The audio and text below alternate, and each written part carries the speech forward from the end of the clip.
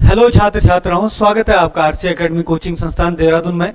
तो जैसे कि हम प्रत्येक सैटरडे को एक प्रैक्टिस सेट लेके आते हैं यूके ट्रिपल एससी से संबंधित, जो उत्तराखंड की सभी प्रतियोगी परीक्षाओं के लिए बहुत ही महत्वपूर्ण होते हैं और ये नए सिलेबस पर आधारित है, जो 2026 में जितने भी एग्जाम होंगे 2026-27 में, उसके लिए बहुत ही महत्वपूर्ण होने वाले हैं। तो अभी जो है हम हर सैटरडे को लेके आते हैं। अभी 2 सैटरडे से नहीं हुए थे, कुछ प्रॉब्लम हो गई थी, तो पिछले 2 सैटरडे को हमारे नहीं आए थे, अब कंटिन्यू आएंगे, ठीक है ना। तो ये जो प्रैक्टिस सेट है ये आपके 100 नंबर का प्रैक्टिस सेट है और पहले हिंदी आएगी, फिर रीजनिंग, फिर उत्तराखंड और फिर आपका जीएस आएगा और जीएस में करंट अफेयर्स होंगे। जो आपका यूके ट्रिपल एससी का सिलेबस है बिल्कुल उसी के अकॉर्डिंग ये प्रैक्टिस सेट होंगे। तो पहला क्वेश्चन हिंदी का है, केंद्रीय हिंदी संस्थान कहाँ स्थित है ना। ये 61वां प्रैक्टिस सेट है। तो देखिए केंद्रीय हिंदी संस्थान जो है वो कहाँ पे स्थित है, आगरा में स्थित है। आपको पता होना चाहिए केंद्रीय हिंदी संस्थान कहाँ पे स्थित है, आगरा में स्थित है। और ये जो आगरा में केंद्रीय हिंदी संस्थान की स्थापना हुई थी, ये हुई थी 1960 में हुई थी इसकी स्थापना। कहीं पे 1960, 61 भी होता है लिखा हुआ। और इसके जो है 8 मतलब क्या है, 8 और क्षेत्रीय कार्यालय भी है और जगहों पे है ना। तो उनको भी अगर कहीं दे देगा तो आप ये मत सोचना कि यही है ना, मुख्यालय कहाँ पे इसका, आगरा में ही है, ठीक है। तो आगरा इसका आंसर हो जाएगा। चलो दूसरा क्वेश्चन देखते हैं। दूसरा क्वेश्चन है, कुमाऊनी भाषा के शब्दों के अर्थ का सही मिलान कीजिए। तो कुमाऊनी भाषा के शब्द दिए गए हैं और इनके मतलब मिलान करना हमने। जो कुमाऊनी भाषा है इसमें ऊपर के लिए क्या बोलते हैं, तो ऊपर को कुमाऊनी भाषा में मल बोलते हैं भाई, ठीक है ना। और नीचे को बोलते हैं तल, है ना। ऊपर को मल और नीचे को तल। जैसा आप लोगों ने नैनीताल झील के बारे में सुना तो तल्लीताल और मल्लीताल बोलते हैं। तो ऊपर वाला उत्तर का जो हिस्सा उसको मल्लीताल बोलता है और दक्षिण वाला हिस्से को तल्लीताल बोलते हैं। तो ऊपर को बोलते हैं मल, है ना। छोटे को बोलते हैं नान, है ना, नान बोलते हैं छोटे को। और जो बड़ा होता है उसको क्या बोलते हैं, ठुल बोलते हैं। और बाजू किसको बोलते हैं, पिता को बोलते हैं ना। तो क्या हो जाएगा, पहले का दूसरा, दूसरे का पहला, ये आपका सी जो है आंसर हो जाएगा यहाँ पे, ठीक है। तो कुमाऊनी गढ़वाली भाषा के शब्द बहुत पूछे जाते हैं, तो इनको हम पूछते रहेंगे हर सैटरडे के पेपर में। मतलब ये लगा लो 3-4 जो है रहेंगे, है ना। अभी बीच में और भी आ सकते हैं इस पेपर में और आएंगे, लेकिन इसमें देखना आप लोग दूसरा क्वेश्चन, तीसरा क्वेश्चन क्या है, इनमें से कौन सा वाक्य आसन भूतकाल का है। देखो आसन भूतकाल का जिन्होंने क्लास पढ़ी होगी उनमें हमने बताया था, एक होता है आपके पास आसन, है ना, और एक का मतलब होता है क्या, आसन। एक ही, इन दोनों का ही क्या है, युग्म शब्द है। कई बार पेपर में पूछ देता है कि इनका अर्थ क्या होता है।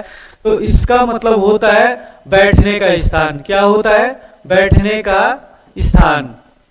और जो ये वाला आसन होता है इसका मतलब होता है भाई समीप। समीप बोल सकते हो आप लोग या नजदीक भी बोल सकते हो, ठीक है ना। तो अगर आप यहाँ पे देखोगे तो इनमें से कौन सा आसन भूतकाल है, तो इसी से इसका अर्थ निकलेगा, समीप से ही। आप लोग देखना, राम ने अखबार पढ़ा था, तो सामान्य भूतकाल है कि राम ने अखबार पढ़ा था, तो मतलब जानकारी नहीं मिली कि कब पढ़ा था अखबार, कोई समय की जानकारी नहीं मिल रही है, तो ये सामान्य भूतकाल में आता है। तो सामान्य भूतकाल आता है, राम अखबार पढ़ चुका था, तो ये आएगा आपका पास जो है कंप्लीट, मतलब कंप्लीट पास्ट टेंस आएगा। मतलब जो भूतकाल में काम पूरा हो चुका है उसमें आपका आ गया, है ना। पूर्ण भूतकाल बोल सकते हो आप इसको, क्या बोल सकते हो, पूर्ण भूतकाल। राम ने अखबार पढ़ा है। अब लोगों को लगेगा कि ये वर्तमान काल के जैसा लग रहा है, लेकिन वर्तमान काल के जैसे का मतलब है कि राम ने अखबार पढ़ा है। पढ़ा तो है, लेकिन मतलब पढ़ लिया उसने अखबार, तो अभी अभी पढ़ा है। मतलब इसका सेंस क्या बनता है कि अभी अभी पढ़ा है, तो ये वर्तमान काल के जैसा लगेगा, लेकिन इसी को क्या बोलते हैं, आसन्न भूतकाल बोलते हैं। आसन्न भूतकाल, समीप। देखो आसन का मतलब क्या होता है, समीप, यानी कि ऐसा भूतकाल जो वर्तमान काल के बहुत ही ज्यादा नजदीक होता है। मतलब अभी वर्तमान चल रहा है, तो अभी अभी जो काम खत्म हुआ है, तो उसी को हम राम ने अखबार पढ़ा है, तो अभी अभी पढ़ा है, लेकिन पढ़ लिया तो भूतकाल में जाएगा। लेकिन कौन सा भूतकाल होगा इसमें, आसन्न भूतकाल होगा, तो सी इसका आंसर हो जाएगा। अगला क्वेश्चन है यहाँ पे देखो, राधा ने अपनी आंखों से दुनिया देखी है, वाक्य में किस प्रकार का कारक होगा। तो राधा ने अपने आंखों से दुनिया देखी है भाई। देखना, जब भी कभी किसी कारक में क्या कहते हैं, कोई साधन हो दिया हुआ, साधन कुछ भी किसी भी प्रकार से दिया जा सकता है, तो वहां पे हमेशा क्या होता है, करण कारक होता है। तो यहाँ पे देखो, राधा ने अपनी आंखों से दुनिया देखी है, तो जो दुनिया देखी है, दुनिया देखने के लिए जो साधन दिखाया गया है, यहाँ पे बताया गया है, वो आंखों से, आंखें दिखाए गए है ना। तो आंखें क्या है, साधन है, तो इसलिए क्या हो जाएगा यहाँ पे, करण कारक हो जाएगा ना। इसको थोड़ा ठीक कर लेना, करण कारक होगा, है ना। कर्ता कारक होता कि जब कोई व्यक्ति काम करता और काम करने का असर खुद पर ही पड़ता, तो कर्ता कारक होता है। जब कोई व्यक्ति काम करता और काम करने का असर किसी दूसरे वस्तु पर या दूसरे प्राणी पर पड़ता है तो वहां पे क्या होता है, आपका कर्म कारक होता है, और करण कारक आपका वहां होता है जहां पे साधन होता दिया हुआ, और संबोधन में तो आपके जो है संबोधन चिन्ह की तरह जो इसका यूज होगा, जिसमें विस्मय बोधक चिन्ह आता है ना, जिसमें आश्चर्य, घृणा, शोक इत्यादि होता है ना। चलो अगला क्वेश्चन देखते हैं यहाँ पे, इनमें से कौन सी हिंदी की उपभाषा नहीं है? हिंदी की जो है 5 उपभाषाएं हैं भाई, ठीक है ना। हिंदी की 5 उपभाषाएं हैं। आपकी कौन कौन सी 5 उपभाषाएं हैं हिंदी की? एक आएगी आपकी पहाड़ी हिंदी। कौन सी आएगी? पहाड़ी हिंदी। एक आएगी आपकी राजस्थानी हिंदी, है ना, एक क्या आएगी? राजस्थानी हिंदी। दूसरी आती है आपकी पश्चिमी हिंदी, है ना, पश्चिमी हिंदी। तीसरी आएगी आपकी पूर्वी हिंदी, और चौथी पांचवी आएगी आपकी बिहारी हिंदी, है ना। कौन सी? बिहारी हिंदी। तो ये 5 उपभाषाएं होती है हिंदी की।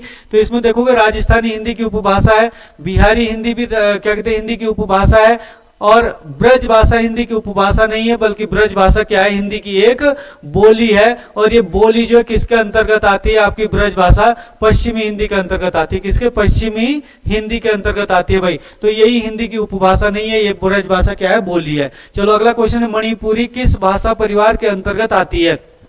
जैसा आप लोगों ने देखोगे कि जो भारत के भाषा परिवार है, भारत के मुख्य रूप से 4 भाषा परिवार है। एक है भारोपीय भाषा परिवार, एक है द्रविड़ भाषा परिवार, है ना, ये भारोपीय भाषा परिवार है। एक द्रविड़ भाषा परिवार है, एक ऑस्ट्रिक भाषा परिवार है, एक चीनी तिब्बती भाषा परिवार है ना। भारोपीय भाषा परिवार के अंतर्गत जैसे आपका हिंदी आती है ना, हिंदी के अलावा जो है उर्दू आती है।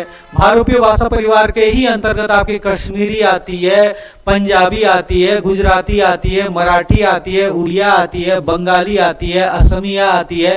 ये सारी जो भारोपीय भाषा परिवार के अंतर्गत आती है। द्रविड़ भाषा परिवार के अंतर्गत तेलुगु, तमिल, कन्नड़, मलयालम आती है।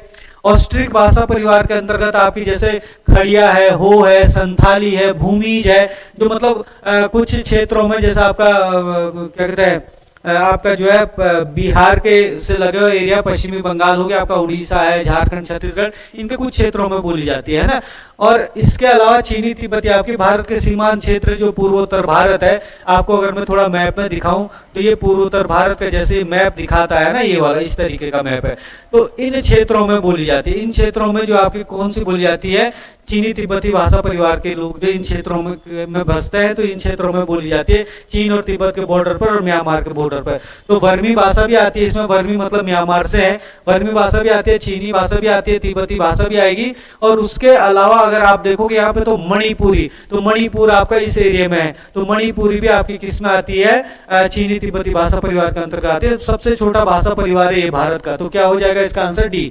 भारत का सबसे बड़ा भाषा परिवार भारोपीय है, उसके बाद सेकंड नंबर पर द्रविड़ है, थर्ड नंबर पर ऑस्ट्रिक है, फोर्थ नंबर पर चीनी तिब्बती है, ठीक है ना।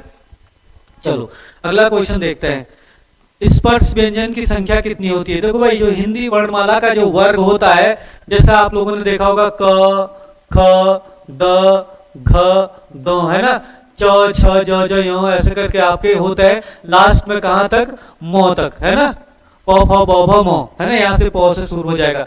तो भाई ये मेन रूप से जो हिंदी वर्णमाला का जो वर्ग होता है वो इसको बोलता है। तो इसमें 1 2 3 4 5, 1 2 3 4 5, तो 5 5 25। तो हिंदी वर्णमाला के वर्ग में कितने व्यंजन होते हैं? व्यंजनों की संख्या होती है इसमें 25 होती है भाई, व्यंजनों की संख्या, ठीक है ना।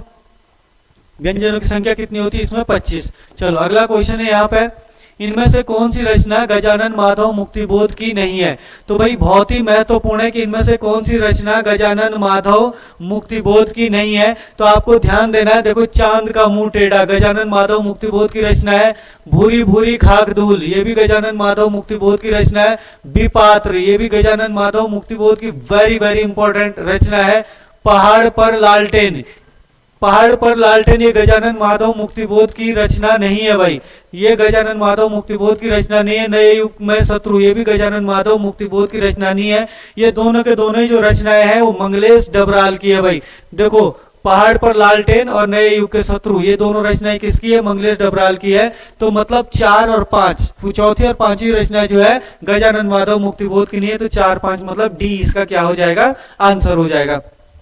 चलो अगला क्वेश्चन है यहाँ पे, यथार्थ में कौन सी संधि है भाई? यथार्थ में जो संधि होगी वो कौन सी संधि है?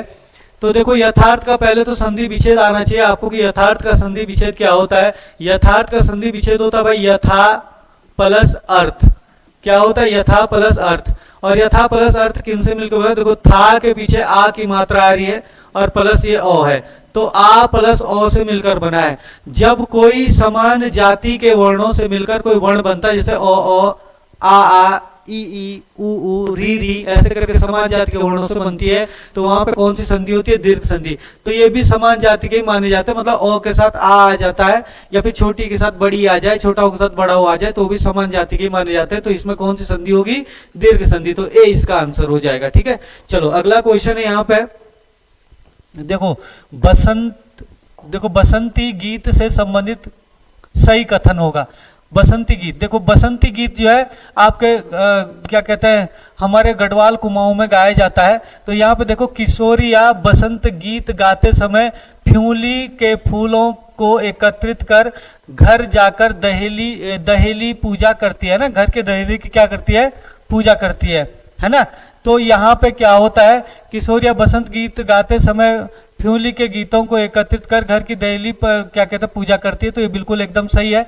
बसंत गीत के दौरान द्वारों पर चावलों के पीठ से चित्र बनाए जाते हैं, तो ये भी बिल्कुल एकदम सही है। और बसंत गीत के दौरान हरे जौ है ना, हरे जौ की गुच्छियां थाप कर लगाई जाती है, ये भी सही है। सारे के सारे सही है भाई। तो पहला दूसरा तीसरा तीनों के तीनों इसमें क्या है, सब बसंत गीत के लिए जो है सही है, जब बसंत गीत गाते हैं ना। चलो अगला क्वेश्चन है यहाँ पे, कख नीति कख माणा राम सिंह पटवारी को कहां कहां जाना। देखो राम सिंह पटवारी एक मतलब यहाँ पे कैरेक्टर दिखाया गया है कि मतलब कहां तो है नीति और कहां है माणा। राम सिंह पटवारी को कहां कहां जाना, जब एक ही आदमी को जो है अलग अलग काम सौंपे जाता है और बोलते कि भाई अलग अलग जगह जाने के लिए बोला जाता है, तो एक ही आदमी कहां कहां तो जाएगा, तो वही यहाँ पे सेंस बन रहा है। तो एक ही आदमी द्वारा अलग अलग नीतियां बनाना, एक है यहाँ पे ये, एक ही आदमी को एक ही समय में अलग अलग काम देना, है ना, नीति बनाकर काम करना, नीति बनाकर नीति, देखो एक ही आदमी को एक समय में अलग अलग काम देना, तो ये चीज जो है आपका क्या हो जाएगा, ए आंसर हो जाएगा ना। एक ही आदमी द्वारा अलग अलग नीतियां बनाना नहीं, एक ही आदमी को एक समय में अलग अलग काम देना। ठीक है, चलो अगला क्वेश्चन देखते हैं। आर्य भाषा परिवार के मध्य युग में जो भाषा विकसित हुई है उसे पाली भाषा कहा जाता है। देखो कौन सा सही है, क्या आर सही है कि आर्य भाषा परिवार के मध्य युग में जो भाषा विकसित हुई है उसे पाली भाषा कहते हैं। मध्य युग में जो भाषा विकसित हुई है उसको पाली भाषा नहीं कहते, बल्कि आर्य भाषा के मध्य युग में जो भाषा विकसित हुई है वो प्राकृत भाषा विकसित हुई थी भाई। ठीक है ना, कौन सी भाषा विकसित हुई थी, प्राकृत भाषा विकसित हुई है। और पाली भाषा के अधिकतर रचनाकार जैन धर्म से संबंधित थे। पाली भाषा के अधिकतर रचनाकार जैन धर्म से संबंधित नहीं थे, बल्कि कौन से धर्म से संबंधित थे, ये बौद्ध धर्म से संबंधित थे। कौन से धर्म से, बौद्ध धर्म से थे। तो पहला और दूसरा दोनों के दोनों ही गलत है भाई, तो आर एस दोनों गलत है, तो डी इसका क्या हो जाएगा, आंसर हो जाएगा भाई। चलो अगला क्वेश्चन है, भाव या भावार्थ के आधार पर भाषा की सबसे छोटा अंग कौन सा है। ऐसे भी बोल सकता भाव या भावार्थ के आधार पर भाषा की सबसे छोटी इकाई कौन सी है ना। तो ये देखना भाई, भाव या भावार्थ के आधार पर देखें तो सबसे पहले अगर हम, चलो मैं आपको दो तीन चीजें बताता हूँ। सबसे पहले अगर हम वर्ण की बात करें तो वर्ण जो है भाषा की सबसे छोटी इकाई होती है, क्योंकि वर्ण क्या होते हैं, एक लेखन चिन्ह होते हैं। जैसे हम बोल सकते हैं क बोल सकते हैं, मो बोल सकते हैं, चौ बोल सकते हैं, वर्ण है, ये भाषा की सबसे छोटी इकाई है। ध्वनि भी बोल सकते हैं, ध्वनि और वर्ण, जब मतलब आप मौखिक रूप से बोलोगे तो इसी को ध्वनि बोल दोगे, है ना, और ऐसे बोलोगे लिखोगे तो वर्ण बोल दोगे, है ना। तो भाषा की सबसे छोटी इकाई वर्ण या ध्वनि होती है। लेकिन अगर हम अर्थ के आधार पर देखें तो अर्थ के आधार पर भाषा की जो सबसे छोटी इकाई होती है वो शब्द होती है। अगर कभी भी पूछे आपसे कि अर्थ के आधार पर भाषा की सबसे छोटी इकाई क्या होती है, तो शब्द होती है। क्यों, क्योंकि ध्वनि का तो कोई अपना अर्थ नहीं होता, वर्ण का भी कोई अर्थ नहीं होता। वर्ण क्या है, एक लेखन चिन्ह है ना, तो इसका अर्थ तो होता नहीं। अर्थ तब बनेगा जब कोई शब्द बनेगा, तभी उसका कोई अर्थ निकल के आएगा। तो अर्थ के आधार पर भाषा की सबसे छोटी इकाई क्या हो जाएगी, शब्द हो जाएगी। लेकिन अर्थ तो है शब्द में, लेकिन शब्द में भाव या भावनाएं नहीं है। भावनाएं तो तब आएगी ना जब पूरा वाक्य निकल के आएगा। तो अर्थ क्या कहता है, अगर भाव या भावार्थ के आधार पर भाषा की सबसे छोटी इकाई बोलेगा तो वाक्य हो जाएगा। तो इसका आंसर क्या है, डी है भाई। ठीक है ना। अगला क्वेश्चन है, समुद्र मंथन करना का अर्थ क्या है। समुद्र मंथन करना मतलब, अगर समुद्र मंथन क्या कहता, राक्षसों ने और भगवान जो होते थे उनके बीच में जो समुद्र मंथन हुआ था, जब आपका जहर और जिस विष को जो शिव जी भगवान ने पिया था उस समय, और क्या कहता है अमृत निकला था, है ना, वही समुद्र मंथन। वो मतलब सबसे कठिन कार्य बताया जाता है, दुनिया का सबसे कठिन काम बताया जाता है समुद्र मंथन करना। तो समुद्र मंथन करने का जो मुहावरा है, इसका अर्थ क्या हो जाएगा, कठिन परिश्रम करना। समुद्र मंथन करने का मतलब क्या हो जाएगा, कठिन परिश्रम करना या कठोर परिश्रम करना हो जाएगा। चलो अगला क्वेश्चन है यहाँ पे, राम श्याम और मोहन खाना भी खा रहे थे और पानी भी पी रहे थे। देखो जब कोई दो वाक्य आपस में जुड़ते हैं, देखो राम श्याम और मोहन है, ये खाना भी खा रहे थे, खाना भी खा रहे थे और पानी भी पी रहे थे। तो जब ऐसा कोई दो उपवाक्य होते हैं जो अपने आप में स्वतंत्र होते हैं दोनों के दोनों, जब ये दोनों उपवाक्य आपस में मिलते हैं तो वहां पे कौन सा वाक्य हो जाता है? संयुक्त वाक्य हो जाता है। या फिर दोनों वाक्य जब एक दूसरे के ऊपर निर्भर नहीं होते तो संयुक्त वाक्य हो जाएगा। या फिर संयुक्त वाक्यों को जोड़ने के लिए जिस अव्यय का प्रयोग किया जाता है, जैसे और है, तथा है, अथवा है, या है, किंतु है, परंतु, ऐसे शब्दों से जो जुड़ते हैं वहां पे क्या होता है? संयुक्त वाक्य होता है। तो सी इसका आंसर हो जाएगा। अगला क्वेश्चन है, निम्नलिखित में से कौन सा अर्ध विराम चिन्ह है? अर्ध विराम चिन्ह, देखो भाई ये तो आपका डॉट आ गया आपका यहाँ पे, अगर हम इसको देखेंगे तो ये क्या होता है भाई? ये होता है अल्प विराम, अल्प विराम चिन्ह। ये वाला होता है आपका पूर्ण विराम चिन्ह। ये कौन सा पूर्ण विराम है? और ये वाला क्या है आपका?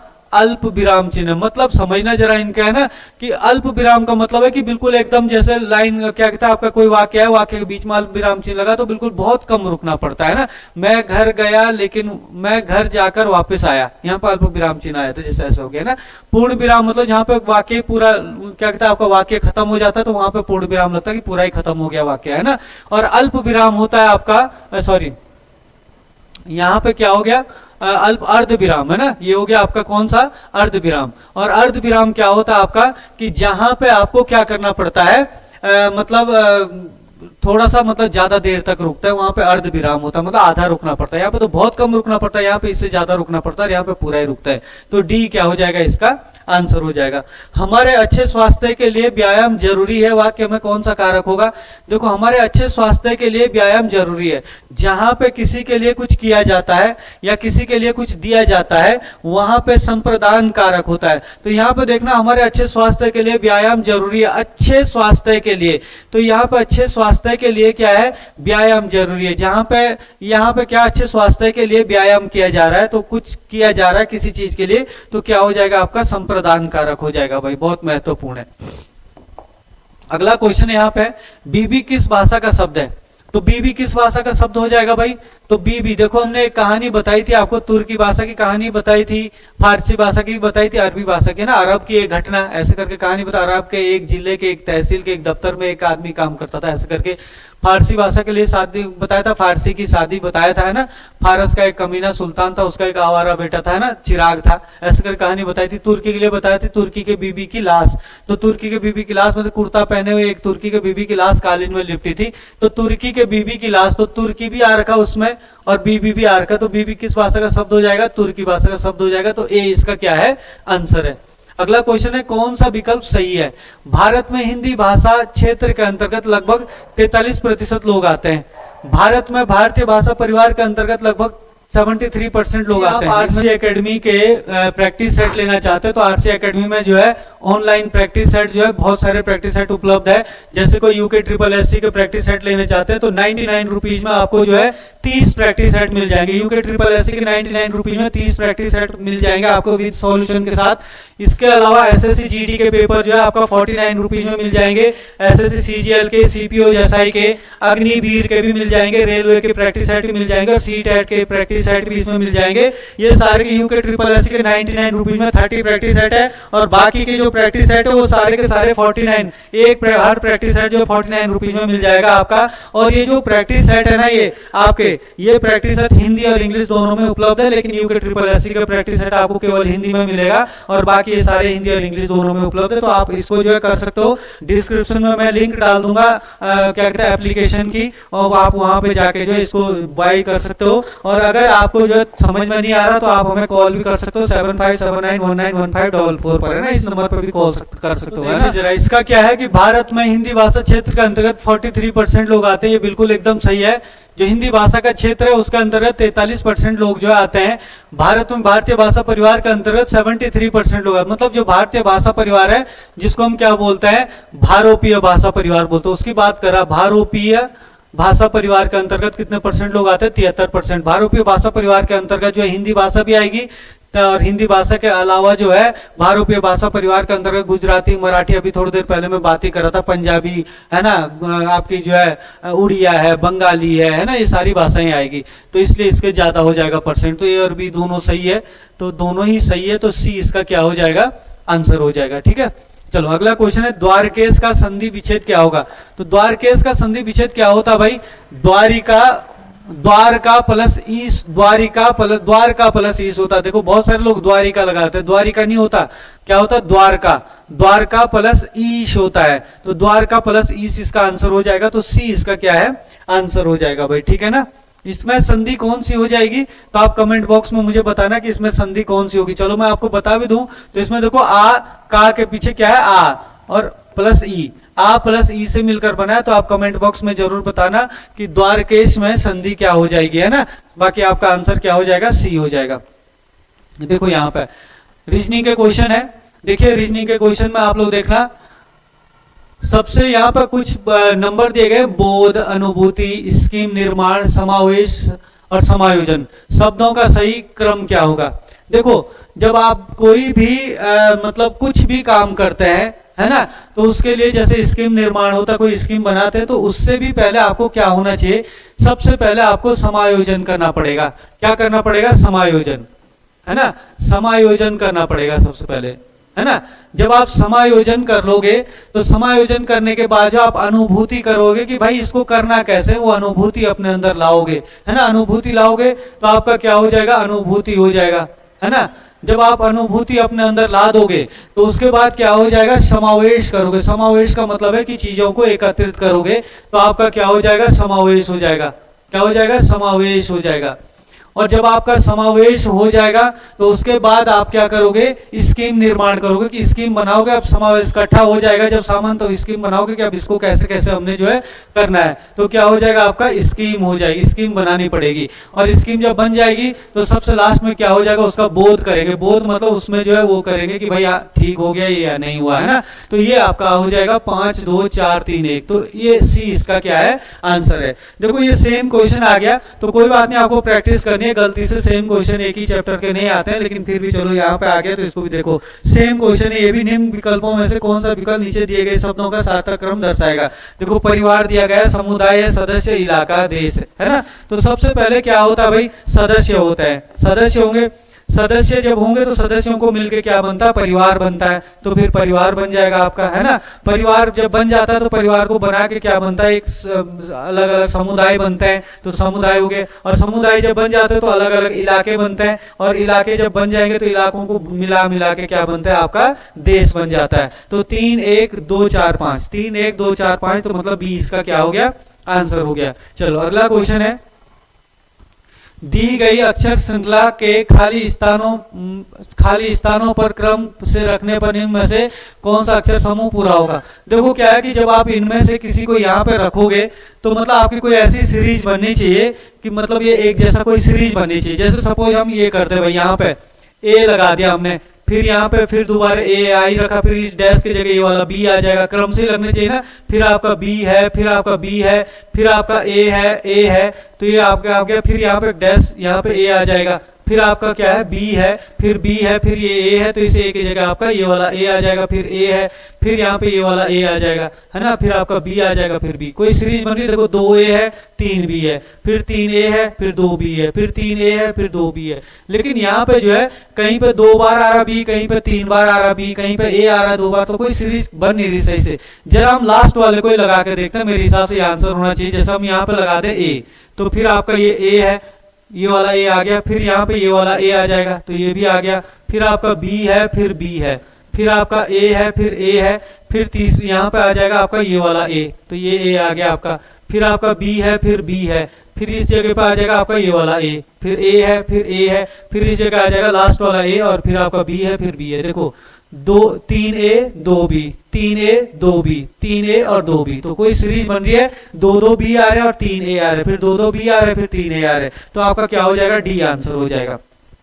चलो अगला क्वेश्चन है, यहाँ पे देखना, सुरेश एक आदमी का परिचय इस रूप में देता है कि वह, देखो कैसे देता है वो, कि वह उस स्त्री का पुत्र है जो मेरी माता के पति की माता है। तो सुरेश का उस आदमी से क्या संबंध है। देखो भाई एक यहां पर देखना आप लोग कि ये समझ लो कि ये एक आदमी है और इस आदमी का परिचय देता है कौन? सुरेश। और हम मान के चले कि ये यहाँ पे सुरेश, ये सुरेश जो है इस आदमी का परिचय देता है। लेकिन देता कैसे परिचय? कि सुरेश कहता कि वह उस स्त्री का पुत्र है, मतलब इसके लिए बोल रहा हूं कि वह उस स्त्री, इस स्त्री का क्या है? ये पुत्र है। वह उस स्त्री का पुत्र है जो मेरी मतलब मेरी माता, जो मेरी माता के पति, मेरी माता का पति कौन हो जाएगा? मेरा पिता हो जाएगा। माता पिता, इसका ही पिता हो जाएगा, इसका पिता हो जाएगा, इसका पति हो जाएगा, माता पिता हो गए इसके।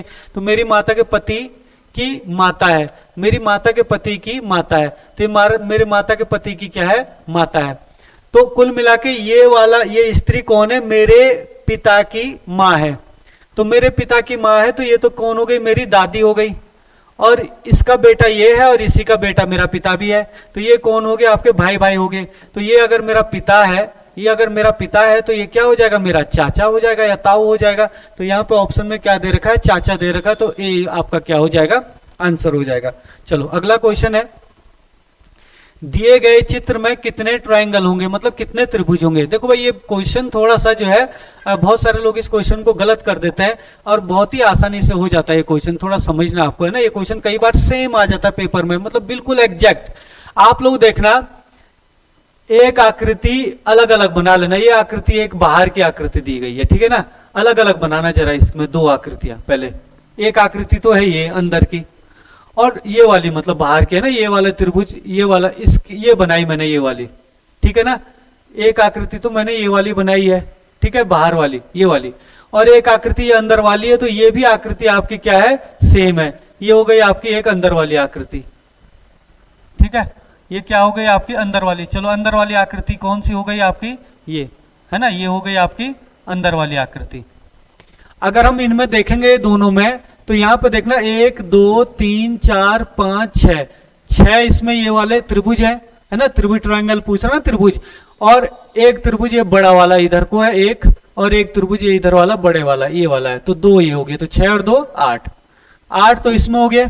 और सेम इसमें भी 8 हो जाएंगे। देखो 1 2 3 4 5 6, और एक ये वाला हो जाएगा 7, और एक ये वाला हो जाएगा 8, 8 हो गए इसमें।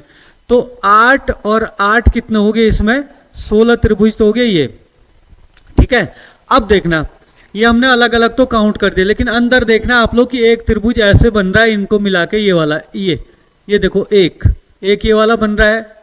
एक यहां से बन जाएगा ये इस तरीके से 2, एक यहां से बन जाएगा इस तरीके से 3, एक यहां से बन जाएगा इस तरीके से 4, एक यहां से बन जाएगा देखो इस तरीके से 5, और एक यहां से बनेगा इस तरीके से 6। तो 6 ये बन जाएंगे।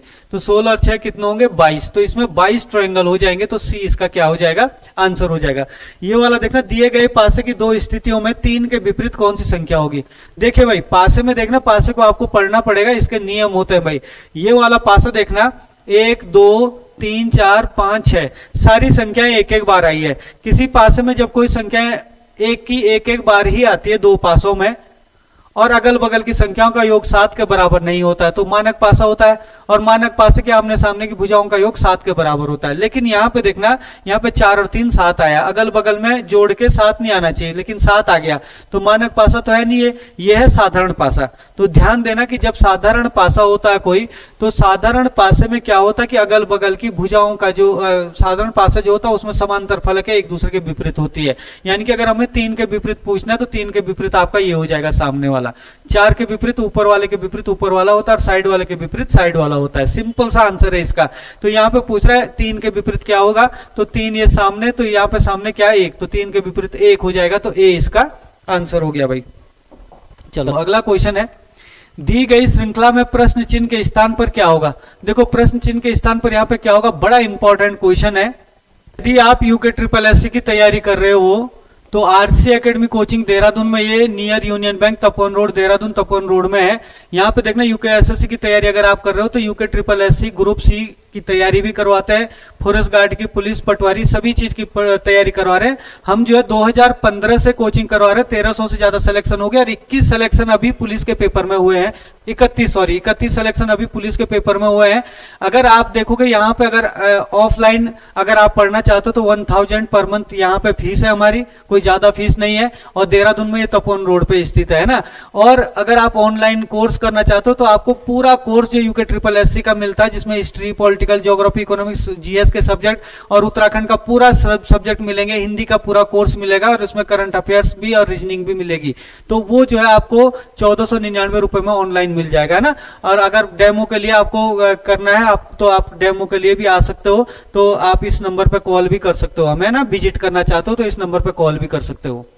यहाँ पे क्या किया गया है, थोड़ा मैं इसको यहाँ पे लिख लूं तो ज्यादा आसान हो जाएगा। 1, 1, 1, 1.5, 2.25, 4.5। यहां पे देखना इसके साथ क्या की गई है, इस 1 के साथ 1 की मल्टीप्लाई की गई है तो ये 1 आ गया। फिर दोबारा उसने क्या किया, इस 1 के साथ 1 की मल्टीप्लाई कर दी, फिर ये आ गया। फिर इस 1 के साथ उसने 1.5 की मल्टीप्लाई कर दी तो आपका ये वाला आ गया। फिर इसके साथ उसने दोबारा 1.5 की मल्टीप्लाई कर दी तो आपका फिर ये आ जाएगा, देखो ये आ जाएगा आपका, है ना। और फिर अगर इसके साथ आपने क्या कर दी, 2 की मल्टीप्लाई कर दी तो ये आ गया। आप लोग यहाँ पे देखना, पहले 2 बार 1 की गुणा कर रहा है, फिर 2 बार 1.5 की गुणा कर रहा है, 1.5 मतलब 1.5 हो गया, फिर 2 बार 1.5 की गुणा कर रहा है, और फिर 2 बार 2 की गुणा करेगा, फिर 2 बार 2.5 की गुणा करेगा। तो ऐसे ही क्या करता है, आधे आधे पॉइंट बढ़ाते जाएगा वो। तो यहाँ पे 2 की गुणा हुई तो फिर से इसमें भी किसकी गुणा हो जाएगी, 2 की। तो 2 की गुणा होगी तो 5 दूनी 10 और 4 दूनी 8 और 1 9, 9.0 हो जाएगा। तो 0 की पॉइंट के बाद कोई वैल्यू नहीं होती, तो 9 आपका क्या हो जाएगा, आंसर हो जाएगा। तो डी इसका आंसर हो गया भाई, ठीक है। चलो अगला क्वेश्चन है यहाँ पे, देखना किसी घड़ी में 2:48 का समय हो रहा है तो जल में उसका प्रतिबिंब क्या समय दर्शाएगा। तो जल में उसका प्रतिबिंब जो है क्या समय दर्शाएगा भाई, जरा आप लोग देखना। जब भी कभी ऐसा क्वेश्चन आए तो आपको जो है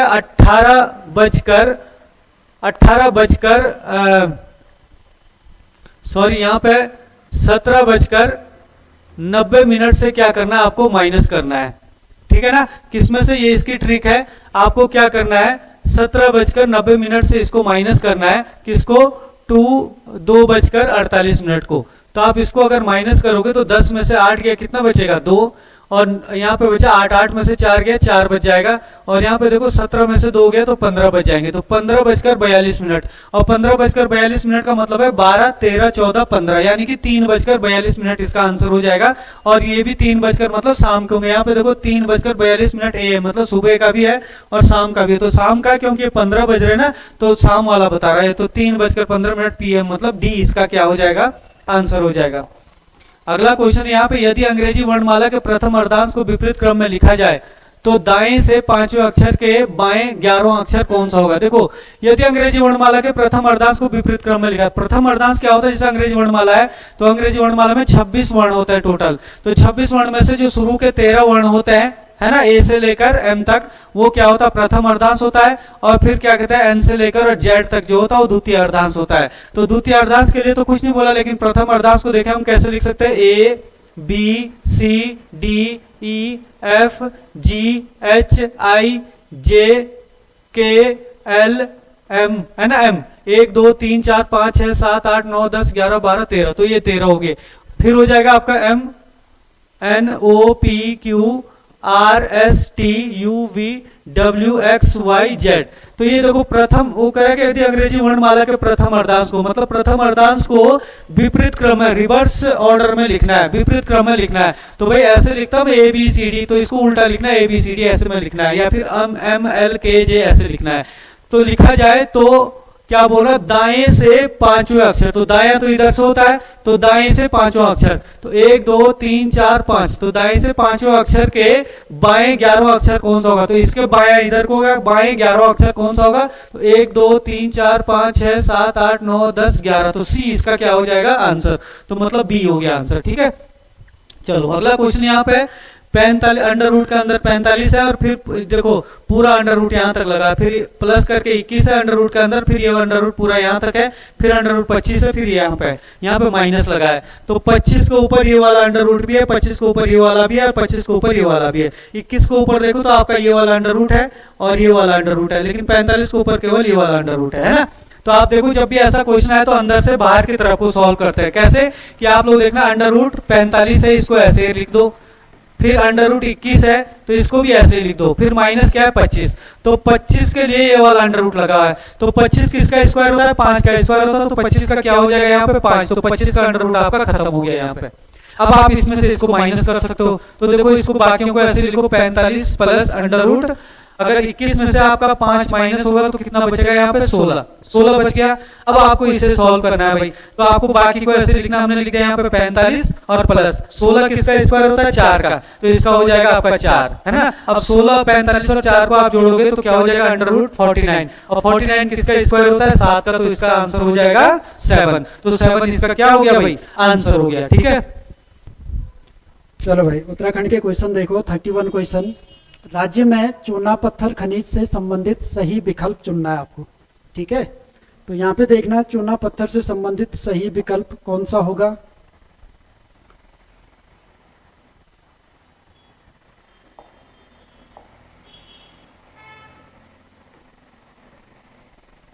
चलो यहाँ पे देखना, पहला ऑप्शन देखना कि सर्वोत्तम श्रेणी का चूना पत्थर और डोलोमाइट चमोली के पीपल कोटी तथा रुद्रप्रयाग में पाया जाता है। ठीक है भाई, सर्वोत्तम श्रेणी का जो चूना पत्थर है ये आपका डोलोमाइट चमोली व पीपल डोलोमाइट जो है वो चमोली के पीपल कोटी में पाया जाता है। पहला आपका सही है भाई, चमोली के पीपल कोटी और रुद्रप्रयाग में पाया जाता है।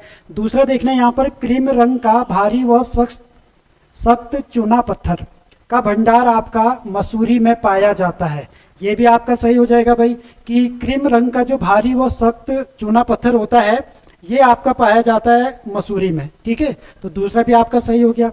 तीसरा देखना कि मंदारम व बारकोट क्षेत्र उत्तम श्रेणी का चूना पत्थर के लिए प्रसिद्ध है। ठीक है भाई, मंदारम और बारकोट जो क्षेत्र है ये आपका कालसी में है, कालसी में है ये, और ये किसके लिए फेमस है, ये चूना पत्थर के लिए फेमस है। तो ये भी आपका सही हो गया।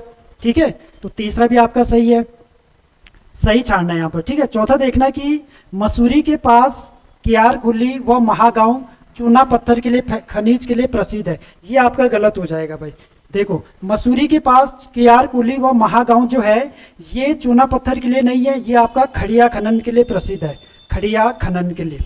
तो ध्यान रखना, खड़िया खनन के लिए हमारे यहाँ मसूरी में कौन सा क्षेत्र प्रसिद्ध है, कियारकुली और महागांव। ठीक है, तो इसका आंसर हो जाएगा भाई आपका 1, 2, 3, ऑप्शन बी इसका राइट हो जाएगा। ठीक है, चलो नेक्स्ट क्वेश्चन देखना। 32 क्वेश्चन, बागेश्वर के झिरोली व पिथौरागढ़ के चंडाल क्षेत्र में किस खनिज के लिए प्रसिद्ध है। तो बागेश्वर का जो छिरोली क्षेत्र है, ठीक है, और पिथौरागढ़ का जो चंडाल क्षेत्र है ये आपके कौन से खनिज यहाँ पर पाया जाता है, तो यहाँ पर पाया जाता है आपका मैग्नेसाइट। ठीक है, तो ध्यान रखना मैग्नेसाइट के लिए प्रसिद्ध है आपका पिथौरागढ़ का चंडाल क्षेत्र और बागेश्वर का आपका झिरोली क्षेत्र। ठीक है, बाकी आपका सोना ध्यान रखना भाई, सोना आपके लिए हमारे राज्य में जो सोना के लिए प्रसिद्ध है तो सोना मिलता हमारे यहाँ, जैसे रामगंगा नदी है, रामगंगा नदी हो गई। ठीक है, रामगंगा के अलावा अलकनंदा नदी हो गई, अलकनंदा नदी हो गई। ठीक है, अलकनंदा के अलावा आपका पिंडर नदी हो गई, पिंडर नदी हो गई। तो इनके बालू में आपका जो इनकी बालू होती है उनमें आपका सोना पाया जाता है हमारे उत्तराखंड में। बाकी लोहा के लिए प्रसिद्ध है हमारे राज्य में एक क्षेत्र है नैनीताल का काला डूंगी क्षेत्र और नैनीताल का रामगढ़ क्षेत्र। यहाँ पर आपका हेमेटाइट और मैग्नेटाइट नाम का लोहा प्राप्त पाया जाता है। ठीक है, बाकी फास्फोरस के लिए आपका टिहरी का क्षेत्र प्रसिद्ध है भाई। टिहरी में एक क्षेत्र पड़ता है रंजगेवा क्षेत्र, ये आपके लिए पासपोराइट के लिए प्रसिद्ध है और देहरादून में भी आपका मिलता है आपका पासपोराइट। ठीक है, चलो तो इसका आंसर क्या हो जाएगा, मैग्नेसाइट। निम्नलिखित में से गलत कथन चुनना है आपको यहाँ पे। ठीक है, तो पहले देखना पहला ऑप्शन कि राज्य में सर्वप्रथम गंधक की खोज रूपगंगा घाटी जो कि आपका चमोली में है भाई, रूपगंगा घाटी के सुदोल ग्राम में समीप स्फटिक शिलाओं में इसका क्या की गई थी, इसका खोज की गई थी 1957 में। ठीक है भाई, पहली बार आपका सबसे पहले गंधक हमारे राज्य में कहाँ मिलता है, रूप गंगा घाटी में पाया जाता है। ठीक है, सबसे पहले खोज यहीं पर होती है। इसके अलावा देखना, दूसरा ऑप्शन देखना, पहला तो आपका सही हो गया। दूसरा देखना कि देहरादून के धपीला क्षेत्र और कियारकुली व पौड़ी की खराली घाटी जिप्सम खनिज के लिए प्रसिद्ध है। ये भी आपका सही हो जाएगा भाई। ठीक है, देहरादून का धपीला क्षेत्र है, कियारकुली क्षेत्र है और पौड़ी की खराली घाटी ये आपका जिप्सम के लिए प्रसिद्ध है भाई। ठीक है, चलो तीसरा देखना, बागेश्वर के जिरोली के समीप फलमती पहाड़ी और तैलीपाटन में तांबे के भंडार की खोज की गई थी। ठीक है भाई, तांबे के भंडार हमें बागेश्वर के झिरोली के समीप फलमती पहाड़ी और तैलीपाटन में हमें तांबे के भंडार मिले थे। ठीक है, तो ये भी आपका सही हो जाएगा। चौथा देखना कि अल्मोड़ा और पिथौरागढ़ में टीन धातु पाई जाती है, ये आपका गलत हो जाएगा भाई। ठीक है, देखो टीन के लिए आपका प्रसिद्ध है हमारे राज्य में चमोली में पाया जाता है आपका टीन। ठीक है, बाकी अल्मोड़ा और पिथौरागढ़ का अस्कोट क्षेत्र चांदी के लिए प्रसिद्ध है, यहाँ पर आपका चांदी पाया जाता है। तो यहाँ पर आपका गलत छाड़ना था, तो गलत हो जाएगा भाई ऑप्शन डी। ठीक है, गलत आपका ऑप्शन डी हो जाएगा। चलो नेक्स्ट क्वेश्चन देखो,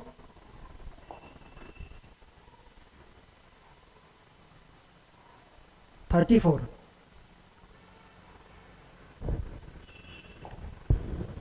चलो यहाँ पे देखना, अल्मोड़ा स्थित खीराकोट नामक स्थान पर किस खनिज के विरोध में आंदोलन हुआ था। ठीक है, तो कौन सा खनिज के विरुद्ध आंदोलन हुआ था, तो ये खड़िया खनिज के लिए आंदोलन हुआ था, जिसे बोलते हैं खीराकोट आंदोलन। खीराकोट आंदोलन के नाम से जाना जाता है और ये आंदोलन अल्मोड़ा में होता है। ठीक है, अल्मोड़ा में 1978 में इसका नेतृत्व करती है मालती देवी। मालती देवी के साथ होती है राधा भट्ट। ठीक है, राधा भट्ट के साथ मालती देवी के साथ इन दोनों ने मिलकर इस आंदोलन का नेतृत्व किया था। तो ध्यान रखना भाई कि हमारे राज्य में खीराकोट आंदोलन कहाँ पर होता है, तो खीराकोट आंदोलन होता है आपका अल्मोड़ा में 1978 में। किसके लिए हुआ था ये आपका खड़िया खनन की खादान के लिए हुआ था। ठीक है, बाकी यूरेनियम आपका टीरी में मिलता है, टीरी में आपका यूरेनियम पाया जाता है भाई। डोलामाइट आपका पिथौरागढ़ डोलामाइट आपका डीपीडी। ठीक है, देहरादून हो गया, पिथौरागढ़ हो गया और टिहरी में हो गया। ठीक है, बेराइट्स आपका पाया जाता है, बेराइट्स आपका देहरादून में पाया जाता है।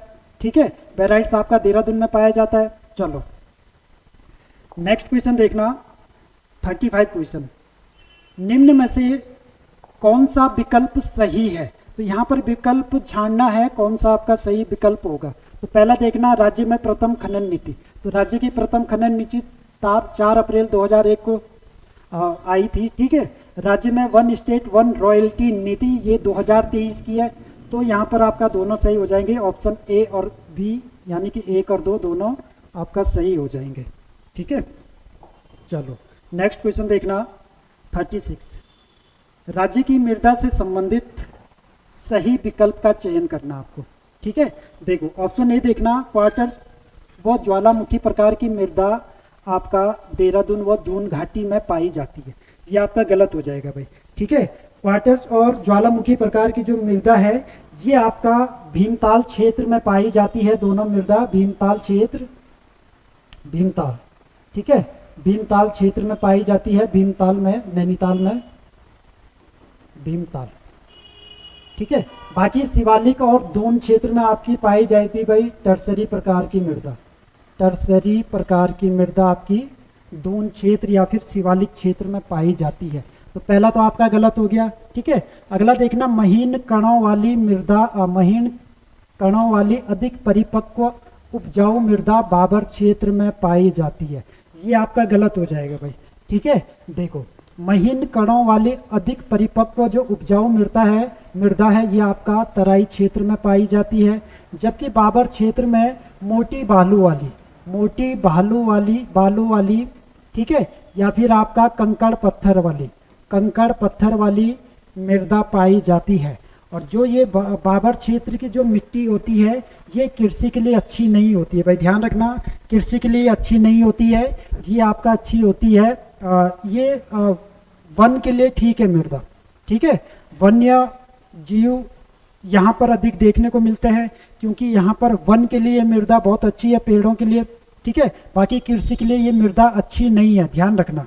क्यों? क्योंकि बाबर क्षेत्र में जब नदी पहुंचती है तो नदी अंतर्वाहिनी हो जाती है। अंतर्वाहिनी का मतलब होता है जमीन के अंदर चली जाती है, ठीक है, और तराई क्षेत्र से वो पानी बाहर निकलता है, ठीक। तो जब अंदर चली जाती है पानी जमीन के अंदर तो बहुत नीचे तक जाता है, तो जो फसल होती है, ठीक है, उसकी जड़ें इतनी लंबी नहीं होती कि अंदर तक चले जाए। जैसे पेड़ हो गया, लंबे लंबे पेड़, उनकी जड़ें बहुत लंबी होती है तो उनके लिए वो ठीक है, ठीक है। तो ध्यान रखना है यहाँ पर। तीसरा देखना, पहाड़ों के ढालों पर या पर्वतों के किनारे लाल मृदा पाई जाती है, ठीक है भाई, ये आपका सही हो गया, तीसरा आपका सही हो गया, ठीक है, ये आपका सही हो जाएगा। चौथा देखना कि राज्य के पर्वतीय भागों में सिंचाई के अनुसार 4 प्रकार की भूमि मिलती है, ये आपका गलत हो जाएगा भाई। देखो 4 प्रकार की भूमि नहीं होगी, आपका 3 प्रकार की भूमि होती है, ठीक है। तो 3 प्रकार की ध्यान रखना भाई, एक तलाऊ भूमि हो गई, तलाऊ, एक उपराव हो गई, उपराव, और एक आपका इजरान हो गई, इजरान। तो सिंचाई के आधार पर हमारे राज्य में 3 प्रकार की भूमियां मिलती है। तो 3 प्रकार की ध्यान रखना भाई, तलाव भूमि, तलाव यानी कि जहां पर सिंचाई की अधिक व्यवस्था होती है, उपराव भूमि जहां पर सिंचाई नहीं होती है, जो कि आपका पहाड़ी क्षेत्र में पाई जाती है, ऊपर जहां पर सिंचाई की कमी पाई जाती है, और इजरान भूमि ऐसी भूमि होती है जो जंगली होती है, जहां पर सबसे बेकार सिंचाई की व्यवस्था नहीं हो पाती है, ठीक है। और अगर हम घर के हिसाब से देखें कि घर के पास की जो भूमि है भाई, घर के पास की भूमि को बोलते हैं घरिया भूमि, ठीक है, घरिया। और घर के पास और वन की जो वन की भूमि होती है उसे बोलते हैं बुनिया भूमि, बुनिया, ठीक है। और घरिया और बुनिया के बीच में होती है, इसे बोलते हैं बिचलिया भूमि, बिचलिया भूमि। तो ये भी ध्यान रखना भाई, घर के पास की भूमि होती है घरिया भूमि, और घर और वन की जो बीच की भूमि होती है उसे बोलते हैं बिचलिया भूमि, और वनों की जो भूमि होती है उसे बोलते हैं बुनिया भूमि। सबसे उपजाऊ देखिए इसमें तो सबसे उपजाऊ होती है घरिया भूमि, ठीक है। और यहाँ पर सबसे उपजाऊ जो भूमि होती है वो तालाब भूमि होती है, जहाँ पर सबसे ज्यादा सिंचाई की जाती है, ठीक है। चलो नेक्स्ट क्वेश्चन देखना, 37 क्वेश्चन। राज्य में भूमि बंदोबस्त से संबंधित गलत कथन चुना है आपको यहाँ पे, ठीक है। तो यहाँ पर देखना भाई, पहला ऑप्शन 80 साला भूमि बंदोबस्त ट्रेल के द्वारा किया गया, ठीक है भाई, ट्रेल ने कराया था 80 साला भूमि बंदोबस्त, ठीक है, 1823 में कराया गया था ये। अगला देखना कि 8वां भूमि बंदोबस्त की मुख्य विशेषता खसरा सर्वेक्षण थी, ये भी सही है भाई, ठीक है। और ये जो भूमि बंदोबस्त कराया था ये वेटरन के द्वारा कराया गया था। 1800 परीक्षावाणी में आपका 1840 में मिल जाएगा, जबकि और किताबें जो है 1837 में स्टार्ट होता है ये भूमि बंदोबस्त, ठीक है, 8वां भूमि बंदोबस्त। तीसरा देखना कि विकेट बंदोबस्त के तहत पर्वतीय भूमि को 5 भागों में बांटा गया था, ठीक है भाई। विकेट ने जो बंदोबस्त कराया था आपका, ये आपका 1863 से लेकर और 73 तक चलता है, ये 9वां भूमि बंदोबस्त होता है हमारे राज्य का, ठीक है। और इसमें पर्वतीय भूमि को 5 भागों में बांटा गया था, ठीक है। तो पर्वतीय भूमि को 5 भागों में बांटा गया था भाई। तो 5 भूमि कौन कौन सी है वो भी आपको ध्यान रखनी है, ठीक है। जैसे तलाव, उपराव, अवल, उपराव, दोयम, एक होगी आपकी तलाव, तलाव भूमि, एक होगी आपकी उपराव भूमि, उपराव, अवल, अवल हो गई, ठीक है। एक आपका उपराव, उपराव, दोयम हो गई, दोयम। और एक आपका होगी इजरान भूमि, इजरान, इजरान हो गई। और 5वीं भूमि होगी आपकी कंटिल भूमि। तो इन 5 भूमि 5 प्रकार के 5 प्रकार से बांटा गया था पर्वतीय भूमि को। कौन से भूमि बंदोबस्त के तहत? 9वां जो भूमि बंदोबस्त हुआ था विकेट वाला, ठीक है। और बाकी इसमें ध्यान रखना कि जो विकेट वाला ये भूमि बंदोबस्त है हमारे राज्य का पहला वैज्ञानिक आधार पर किया गया भूमि बंदोबस्त है, ठीक है। तो ये आपका यहाँ पर गलत छानना है, ठीक है। अच्छा, पहला सही है, दूसरा सही है, तीसरा सही है। चौथा देखना कि ब्रिटिश काल का अंतिम भूमि बंदोबस्त ट्रेल के द्वारा किया गया, ये आपका गलत हो जाएगा भाई। ब्रिटिश काल का अंतिम भूमि बंदोबस्त 1928 में होता है और ये इबर्टसन के द्वारा किया जाता है। और इस समय कुमाऊं के कमिश्नर होते हैं स्टीप, ध्यान रखना, कुमाऊं कमिश्नर इस समय स्किप होते हैं, जबकि इस समय जो आपका जो भूमि बंदोबस्त अधिकारी होते हैं वो इबेटसन के द्वारा इस बंदोबस्त को किया जाता है। ठीक है, चलो नेक्स्ट क्वेश्चन देखो, 38 क्वेश्चन। राज्य में भूमि मापन की इकाई है, हमारे राज्य में भूमि मापन की इकाई हो जाएगी नाली और दूसरा आपका हो जाएगा भाई मुट्ठी, यानी कि ए और बी दोनों हो जाएगा। ठीक है, तो हमारे राज्य में भूमि मापन की जो इकाई है ये आपका हो जाएगी नाली और मुट्ठी। ठीक है, सबसे छोटी इकाई भूमि की मापने की कौन सी है? सबसे छोटी इकाई होती है मुट्ठी होती है। सबसे बड़ी जो इकाई है, सबसे बड़ी इकाई भूमि मापन की, उसे बोलते हैं जूला। जूला। और प्रताप शाह ने, जो टिहरी रियासत के राजा होते हैं प्रताप शाह, उसने जूला पैमाइश के आधार पर अपना भूमि बंदोबस्त कराया था। ठीक है, चलो नेक्स्ट क्वेश्चन देखो, 39 क्वेश्चन। निम्नलिखित में से किस खेती को कंटूर फार्मिंग भी कहा जाता है? तो कौन सी ऐसी खेती है जिसे कंटूर फार्मिंग के नाम से भी जाना जाता है? तो ऐसी खेती हो जाएगी भाई आपका समोच्च खेती को बोला जाता है। ठीक है, बाकी यहाँ पे ध्यान रखना, स्थानांतरित खेती जो होती है उसे झूमिंग फार्मिंग के नाम से भी जाना जाता है। झूमिंग खेती, झूमिंग खेती के नाम से जाना जाता है आपका स्थानांतरित खेती, यानी कि ऐसी खेती जो एक जगह नहीं की जाती है, हर दूसरी जगह की जाती है। यानी कि जंगल में जाते हैं, वहाँ पर झाड़ियाँ साफ करके, पेड़ पौधे साफ करके, वहाँ पर मिट्टी साफ करके, वहाँ पर जो झाड़ियाँ होती है उसको साफ सूफ करके इस प्रकार की खेती की जाती है, झूमिंग खेती। ठीक है, और जब वहाँ पर खेती करते हैं उसके बाद उस खेती को बाद में छोड़कर फिर दूसरी जगह चले जाते हैं। ठीक है, फिर वहाँ पर खेती करते हैं, उसे बोलते हैं झूमिंग खेती। बाकी सीढ़ीदार जो खेती है ये आपका पर्वतीय भाग में होती है, पर्वतीय क्षेत्र में होती है। पर्वतीय क्षेत्र में जब भूमि ढालू होती है, अधिक ढालू होती है, ठीक है, भूमि जब अधिक ढालू हो जाती है तो वहाँ पर पर्वतीय सीढ़ीदार खेती की जाती है भाई। ठीक है, पर्वतीय क्षेत्र में भूमि जब अधिक ढालू होती है तो वहाँ पर सीढ़ीदार खेती की जाती है। और यहाँ पर इस खेती में जो जुताई की जाती है, जुताई, ठीक है, जुताई जो की जाती है वो आड़ी तरह से की जाती है, आड़ी तरह से। ठीक है, तो ध्यान रखना यहाँ पर। चलो नेक्स्ट क्वेश्चन देखो, 40 क्वेश्चन। राज्य में सर्वाधिक क्षेत्रफल में उगाई जाने वाली फसल का सही क्रम देखो। देखो हमारे राज्य की जो प्रमुख खाद्यान्न फसल है वो है आपका गेहूं। गेहूं हो गया भाई। ठीक है, गेहूं के बाद यहाँ पर हो जाएगा धान, ये फिर उल्टा हो गया। ठीक है, तो ये सारे के सारे गलत हो गए। यहाँ पर देखना सबसे ज़्यादा पाई जाती है गेहूं। ठीक है, गेहूं के बाद हो जाएगा आपका धान, चावल, चावल के बाद हो जाएगा आपका गन्ना। ठीक है, और गन्ना के बाद हो जाएगा आपका मंडुआ। तो ये आपका सही बन रहा था भाई, यहाँ पर ये थोड़ा इधर उधर हो गया। ठीक है, चलो गेहूं आपका लगभग 30% क्षेत्र में उगाया जाता है। धान आपका लगभग 26% क्षेत्र में उगाया जाता है। गन्ना आपका लगभग 9% क्षेत्र में उगाया जाता है और मंडुआ आपका 8% क्षेत्र में हमारे राज्य में उगाया जाता है। ठीक है, सबसे ज़्यादा गेहूं उत्पादन वाले राज्य ध्यान रखना भाई, जिले ध्यान रखना। एक आपका सबसे पहला हो जाएगा जहाँ पर सबसे ज़्यादा गेहूं होता है, उधम सिंह नगर। उसके बाद हरिद्वार हो जाएगा, हरिद्वार में होता है सबसे ज़्यादा गेहूं। उसके बाद नैनीताल हो जाएगा, नैनीताल के बाद फिर पिथौरागढ़ हो जाएगा। ठीक है, धान में सबसे ज़्यादा, धान में भी सबसे ज़्यादा ध्यान रखना भाई, यूएस नगर में होता है सबसे ज़्यादा धान।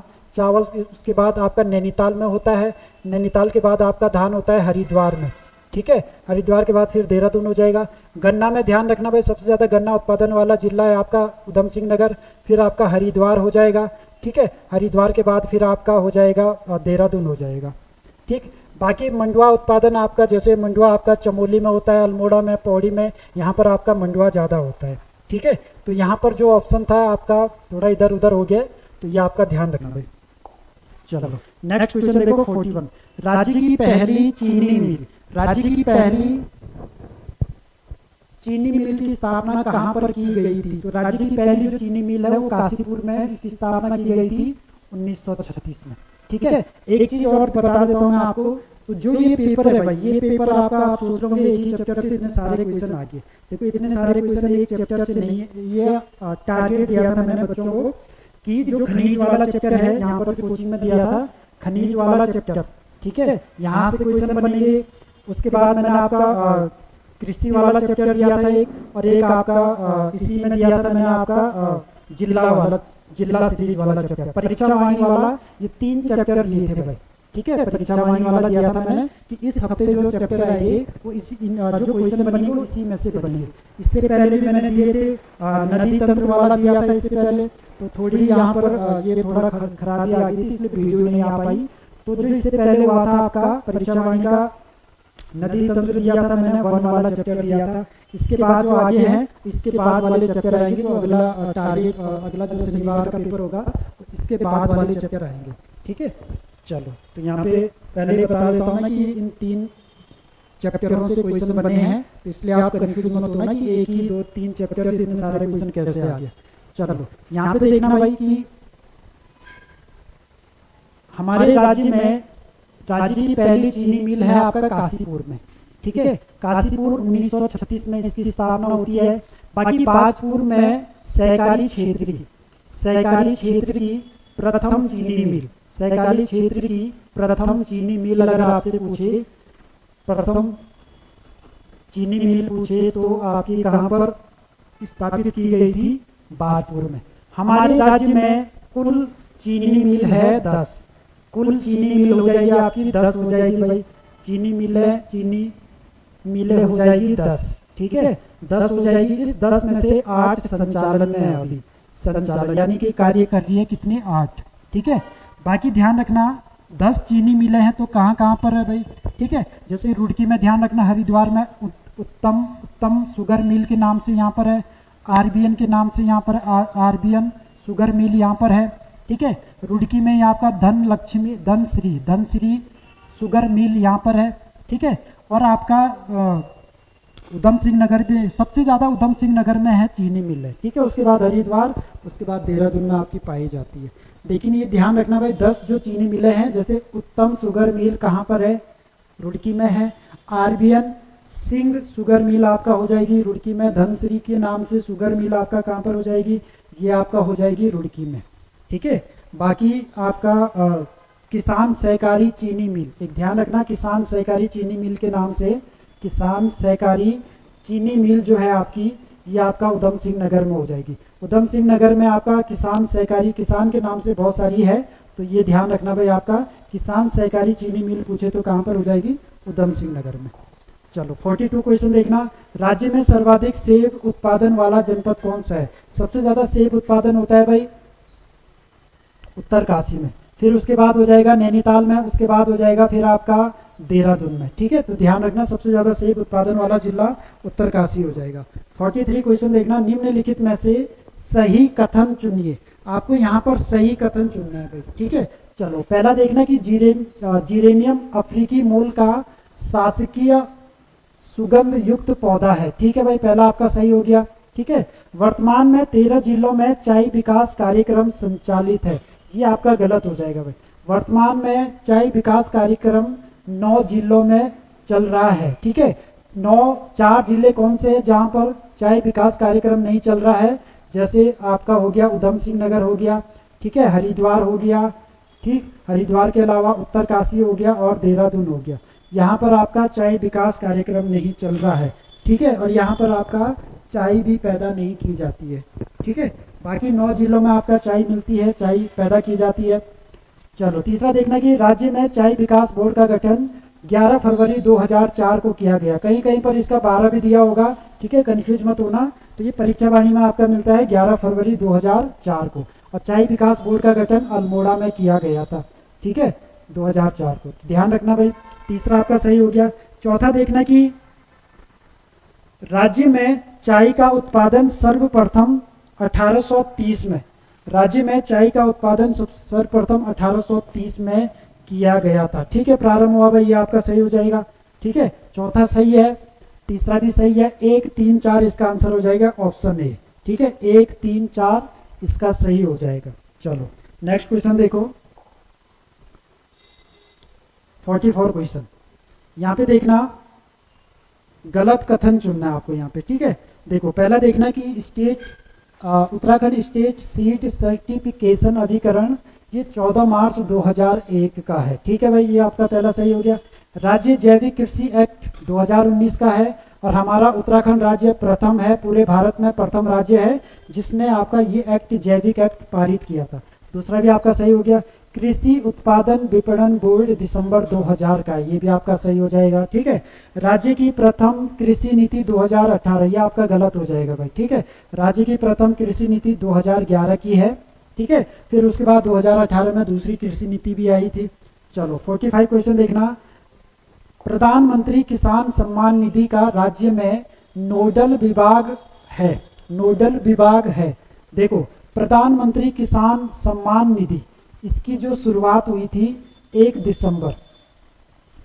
दिसंबर 2018 को ये सम्मान निधि या योजना केंद्र सरकार के द्वारा लागू की गई थी। ठीक है, चलाई गई थी और ये पूर्ण रूप से केंद्र सरकार पर आश्रित है भाई। यहाँ से राज्य सरकार से एक भी रुपया नहीं दिया जाता है और हर वर्ष प्रति वर्ष यहाँ पर 6,000 रुपये दिया जाता है। और 6,000 रुपये एक साथ नहीं दिया जाता है, हर प्रति 4 महीने में 2,000 रुपये दिए जाते हैं, 2,000 रुपये कर, तो एक साल में 6,000 रुपये। ठीक है, 4 महीने के अंदर 2,000, फिर अगले 4 महीने में 2,000, फिर अगले 4 महीने में 2,000 रुपये।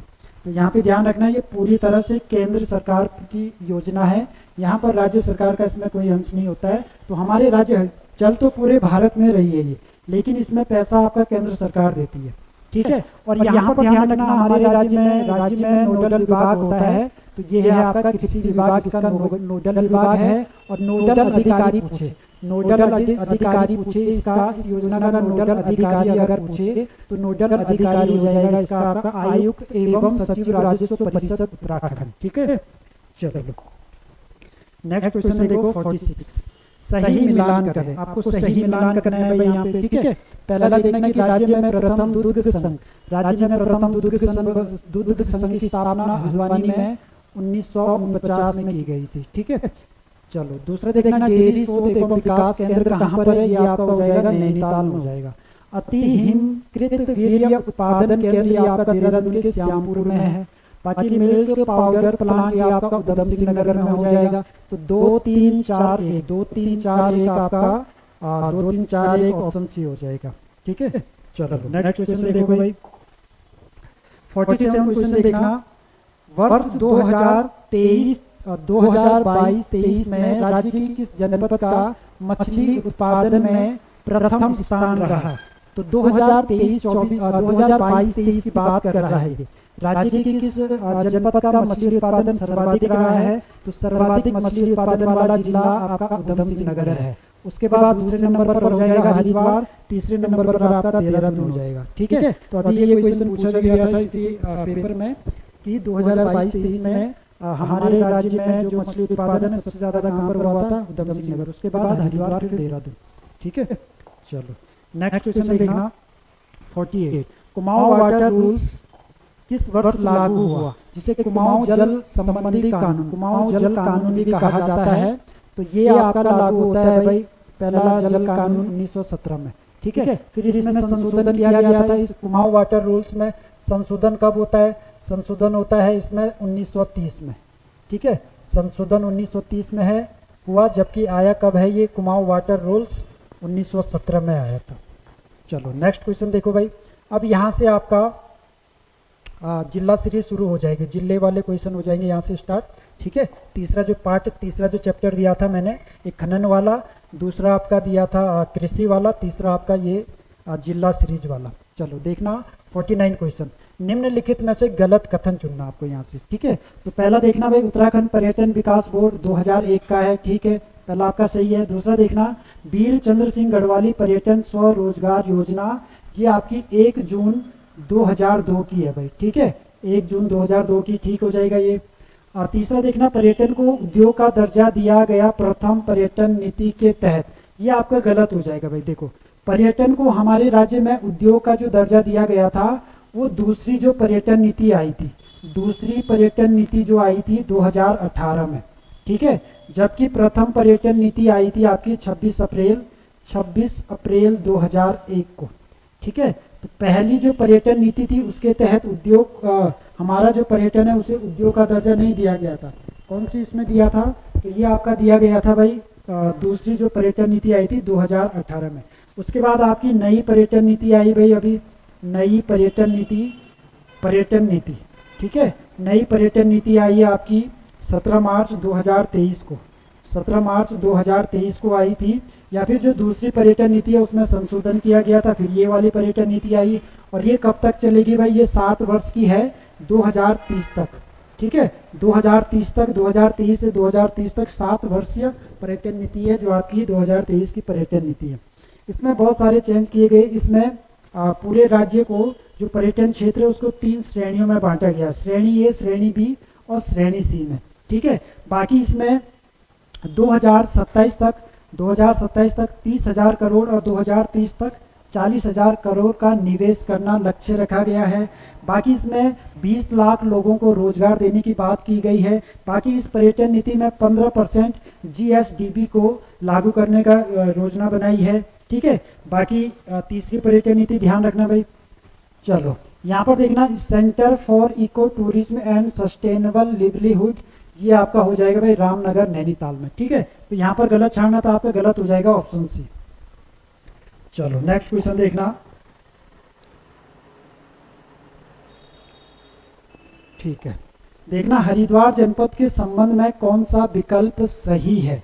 ठीक है, तो सही छाड़ना आपको। देखना यहाँ पर हरिद्वार 28 दिसंबर 1988 हरिद्वार जिले के बारे में पछाड़ना आपको। ठीक है, यहाँ पर देखना है तो 28 दिसंबर 1988 को हरिद्वार जिले का गठन किया गया। ठीक है भाई, 28 दिसंबर को होता है। इसे गढ़वाल मंडल में शामिल किया गया, ये आपका गलत हो जाएगा भाई। इसे गढ़वाल मंडल में शामिल नहीं किया गया था 1988 में, इसे सहारनपुर मंडल में शामिल किया गया था। तो ध्यान रखना, ये गढ़वाल मंडल में तब आएगा जब आपका राज्य बनेगा। 9 नवंबर 2000 को जैसे ही हमारा राज्य बना वैसे ही हरिद्वार जिले को फिर गढ़वाल मंडल में शामिल किया गया। तो यहाँ पर जब राज्य बनता है तो उस समय इसको शामिल किया गया था सहारनपुर मंडल में। ठीक है, चलो दूसरा देखना है यहाँ पर, हरिद्वार को गैरव मृद भांड संस्कृति वाला नगर माना जाता है। ठीक है, तो दूसरा आपका सही हो गया भाई। ठीक है, पहला आपका गलत हो जाएगा। तीसरा देखना, तैमूर लंग के इतिहासकार सरुद्दीन ने हरिद्वार को शिव की राजधानी कहा। ठीक है, देखो सरुद्दीन जो था तैमूर लंग का इतिहासकार था, इसने हरिद्वार को कपिला कहा। ठीक है, कपिला कहा। ठीक, बाकी शिव की जो राजधानी कहता है वो टॉम कायरेट के द्वारा कहा जाता है। ठीक है, हरिद्वार को शिव की राजधानी जो कहा जाता है वो टॉम कायरेट के द्वारा कहा जाता है। ठीक है, जबकि सरुद्दीन ने कुपिला या कपिला कहा, किसको? हरिद्वार को। तो तीसरा आपका गलत हो गया। बाकी चौथा देखना कि नीति शतक वैराग्य शतक की रचना वृत्रहरि के द्वारा की गई थी। ठीक है भाई, ये आपका सही हो गया।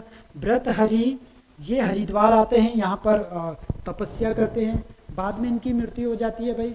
और इनके जो भाई होते हैं वो होते हैं आपका विक्रमादित्य। ठीक है, विक्रमादित्य बाद में क्या करते हैं, अपने भाई भर्तृहरि की याद में यहाँ पर हरिद्वार में हर की पौड़ी का भी निर्माण कराते हैं। हर की पौड़ी का जो निर्माण कराया था वो विक्रमादित्य के द्वारा अपने भाई भर्तृहरि की याद में करते हैं। ठीक है, बाकी फिर बाद में हर की पौड़ी का जीर्णोद्धार मानसिंह के द्वारा, जो अकबर का सेनापति होता है, उसके द्वारा किया जाता है। तो यहाँ पर आपका सही छानना तो 2 और 4 आपका सही हो जाएंगे, बाकी गलत है। चलो नेक्स्ट क्वेश्चन देखो, 51 क्वेश्चन। गलत विकल्प का चयन करना है आपको यहाँ पे। ठीक है, चलो पहला देखना, हेरिटेज टूरिज्म डेस्टिनेशन के रूप में विकसित विट्ठल आश्रम। ठीक है भाई, हमारे राज्य में देखो विट्ठल आश्रम आपका हो जाएगा 84 कुटिया ऋषिकेश में। 84 कुटिया है ऋषिकेश में, 84 कुटिया है ऋषिकेश में। यहाँ पर आपका विट्ठल आश्रम है ऋषिकेश। तो ऋषिकेश के अंतर्गत जो आपका राजाजी नेशनल पार्क है, ठीक है, उसी के अंतर्गत आपका विट्ठल आश्रम आता है 84 कुटिया के पास। और इस 84 कुटिया की जो निर्माण किया था, 84 कुटिया बनाई थी 1921 में। ठीक है, तो महेश योगी के द्वारा, एक ऋषि महेश योगी के द्वारा इनकी 84 कुटिया बनाई गई। यहीं पर आपका विट्ठल आश्रम है। ठीक है, विट्ठल आश्रम कहाँ पर है? यहीं पर है। बाकी राज्य सरकार ने फिर इस विट्ठल आश्रम को हेरिटेज टूरिज्म डेस्टिनेशन के रूप में विकसित करने का निर्णय लिया है। ठीक है, बाकी दूसरा देखना, साहसिक पर्यटन की राजधानी के रूप में ऋषिकेश को विकसित किया जा रहा है। ठीक है भाई, ऋषिकेश को एक तो आपका योग राजधानी के रूप में विकसित किया जा रहा है। ठीक है, दूसरा ऋषिकेश को साहसिक पर्यटक की राजधानी के रूप में भी विकसित किया जा रहा है, तो दूसरा भी आपका सही हो गया।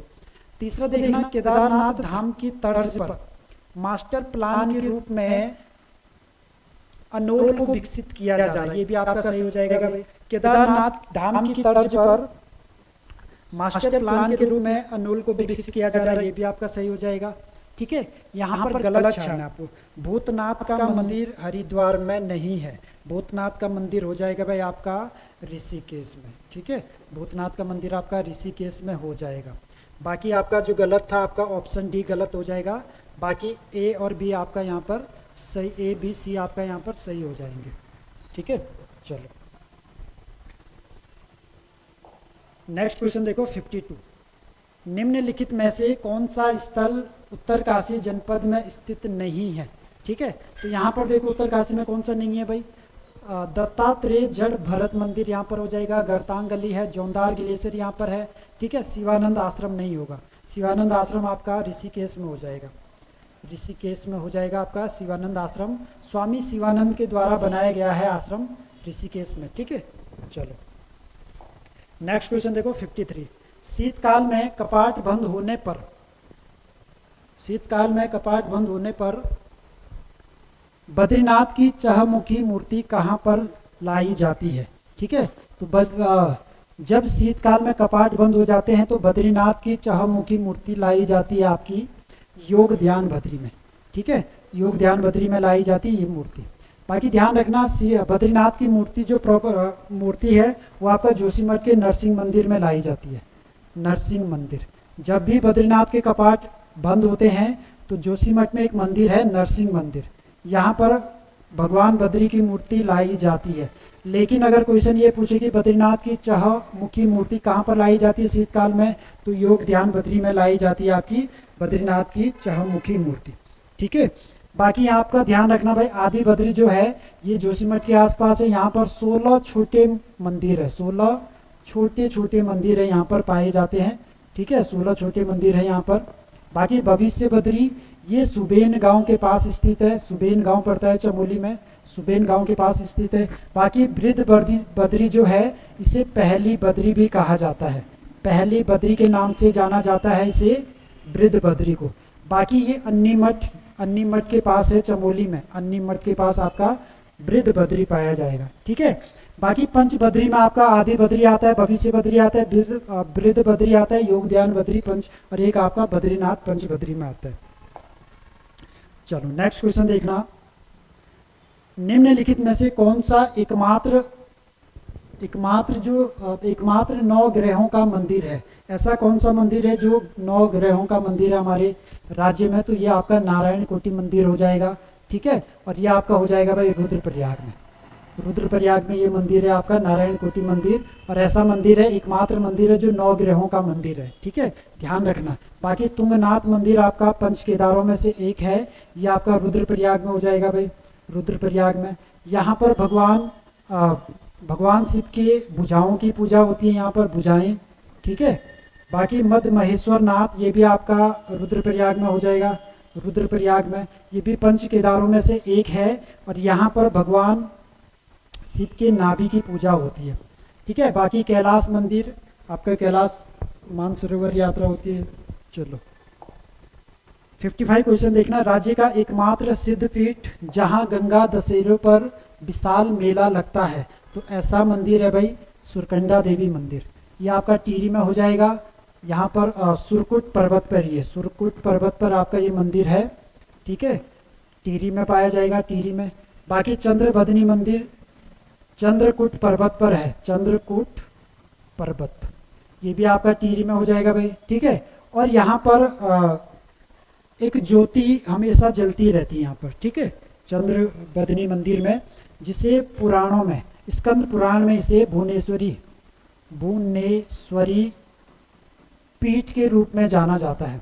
ठीक है, इसको पुराणों में या स्कंद पुराण में इसे भुवनेश्वरी पीठ के रूप में जाना जाता है। बाकी रघुनाथ मंदिर भी आपका टिहरी में हो जाएगा, चंद्रबदनी मंदिर भी टिहरी में, सुरकंडा मंदिर भी टिहरी में, और डांडाचली भी आपका टिहरी में हो जाएगा। ठीक है, चलो नेक्स्ट क्वेश्चन देखना 56। निम्नलिखित में से कौन सा स्थल पौड़ी जनपद में स्थित है? तो कौन सा यहाँ पर पौड़ी में हो जाएगा भाई? देखना यहाँ पर काली कमली मंदिर, ये भी पौड़ी में है। मंजू घोष मंदिर पौड़ी में है। शंकर मठ पौड़ी में है। ठीक है, इंद्रकील पर्वत भी पौड़ी में हो जाएगा। शंभू निशंभू पर्वत भी आपका पौड़ी में है। कोट महादेव भी आपका पौड़ी में है। और राहु देवता का मंदिर एकमात्र मंदिर जो आपका पौड़ी में है, यानी कि सारे के सारे आपके पौड़ी में हो जाएंगे। ठीक है, शंकर मठ पूछे तो ये श्रीनगर में है, श्रीनगर यानी कि पौड़ी में है। ठीक है, और शंकर गुफा पूछे आपसे, शंकर गुफा, शंकर गुफा हो जाएगी भाई आपकी टिहरी में। ठीक है, शंकर गुफा टिहरी में है, जबकि शंकर मठ आपका श्रीनगर पौड़ी में है। चलो 57 क्वेश्चन देखना। निम्नलिखित में से गलत कथन चुना आपको यहाँ पे। ठीक है, तो गलत कथन देखना भाई। पहला देखना कि भारत का पहला आर्य समाज मंदिर की स्थापना रामनगर में की गई। ठीक है भाई, रामनगर में की गई थी 1875 में। पहला आर्य समाज मंदिर बनता है गजानंद छिंदवाल के द्वारा। गजानंद छिंदवाल के द्वारा पहला आर्य समाज मंदिर बनाया जाता है। और यही वो व्यक्ति है गजानंद छिंदवाल जिनके कहने पर दयानंद सरस्वती कुमाऊं की यात्रा पर जाते हैं। जब दयानंद सरस्वती सबसे पहले उत्तराखंड आते हैं 1854-55 में। ठीक है, तो वो बद्रीनाथ की यात्रा पर आते हैं। बद्रीनाथ की यात्रा पर जो दयानंद सरस्वती जब आते हैं तो उनकी मुलाकात आपकी गजानंद छिंदवाल से होती है। गजानंद छिंदवाल उन्हें आग्रह करते हैं कि आप कुमाऊं चलो, तो कुमाऊं किनके कहने पर जाते हैं? गजानंद छिंदवाल के द्वारा। बाकी गजानंद छिंदवाल ने एक सभा बनाई थी, सर्वधर्म हितकारिणी सभा नाम से शायद एक सभा थी, वो बनाते हैं। बाकी उसका विलय फिर आर्य समाज में कर देते हैं। 1875 में ये पहला आर्य समाज मंदिर बनाते हैं। ठीक है, ध्यान रखना इसका। दूसरा देखना महादेवी वर्मा संग्रहालय रामगढ़ नैनीताल में। ठीक है भाई, गर्जिया देवी मंदिर गोला देवी नहीं होगा, गर्जिया देवी मंदिर हो जाएगा आपका कोसी नदी के पास। कोसी नदी के पास है, तो यहाँ पर गलत आपका ऑप्शन सी हो जाएगा। बाकी काठ गोदाम को पहले चौहान पाटा के नाम से जाना जाता था। ठीक है भाई, काठ गोदाम को कुमाऊं का प्रवेश द्वार कहते हैं और इससे पहले चौहान पाटा के नाम से जाना जाता था। चलो नेक्स्ट क्वेश्चन देखो। एक जिला एक उत्पाद, एक जिला एक उत्पाद के तहत गलत कथन चुना है आपको। ठीक है, ध्यान रखना यहाँ पर एक तो एक जिला एक उत्पाद है और एक जिला दो उत्पाद है। यहाँ पर कौन सा पूछा है? एक जिला एक उत्पाद। देखो एग्जाम में क्वेश्चन आता है तो हम वहाँ पे कंफ्यूज हो जाते हैं कि एक जिला एक उत्पाद पूछा है या एक जिला दो उत्पाद पूछा है, तो दोनों ही आपको ध्यान रखना है। एक जिला एक उत्पाद में देखें तो टिहरी से एक जिला एक उत्पाद में किसको शामिल किया गया? अदरक को। ठीक है, अदरक है यहाँ पर। चमोली में आपका देखो, चमोली में आप गलत हो जाएगा भाई। खुमानी आपका अल्मोड़ा से है, अल्मोड़ा। ठीक है, खुमानी अल्मोड़ा में है, जबकि चमोली में आपका मत्स्य हो जाएगा, मत्स्य। ठीक है, बाकी रुद्रप्रयाग से चौलाई है, पिथौरागढ़ से हल्दी है। ठीक है, तो ये आपका भी गलत हो जाएगा। अगर हम एक जिला दो उत्पाद पढ़ते हैं तो वहां पर फिर चेंज हो जाता है। देखो एक जिला दो उत्पाद में देखते हैं तो टिहरी से आपका टिहरी की नत और आपका रेशा हो जाएगा। अल्मोड़ा में आपका बाल मिठाई हो जाएगा, ट्वीट हो जाएगा। बाकी रुद्र प्रयाग में आपका एक जिला दो उत्पाद के तहत आपका मंदिर कला आकृति हो जाएगी, हस्तशिल्प हो जाएगा।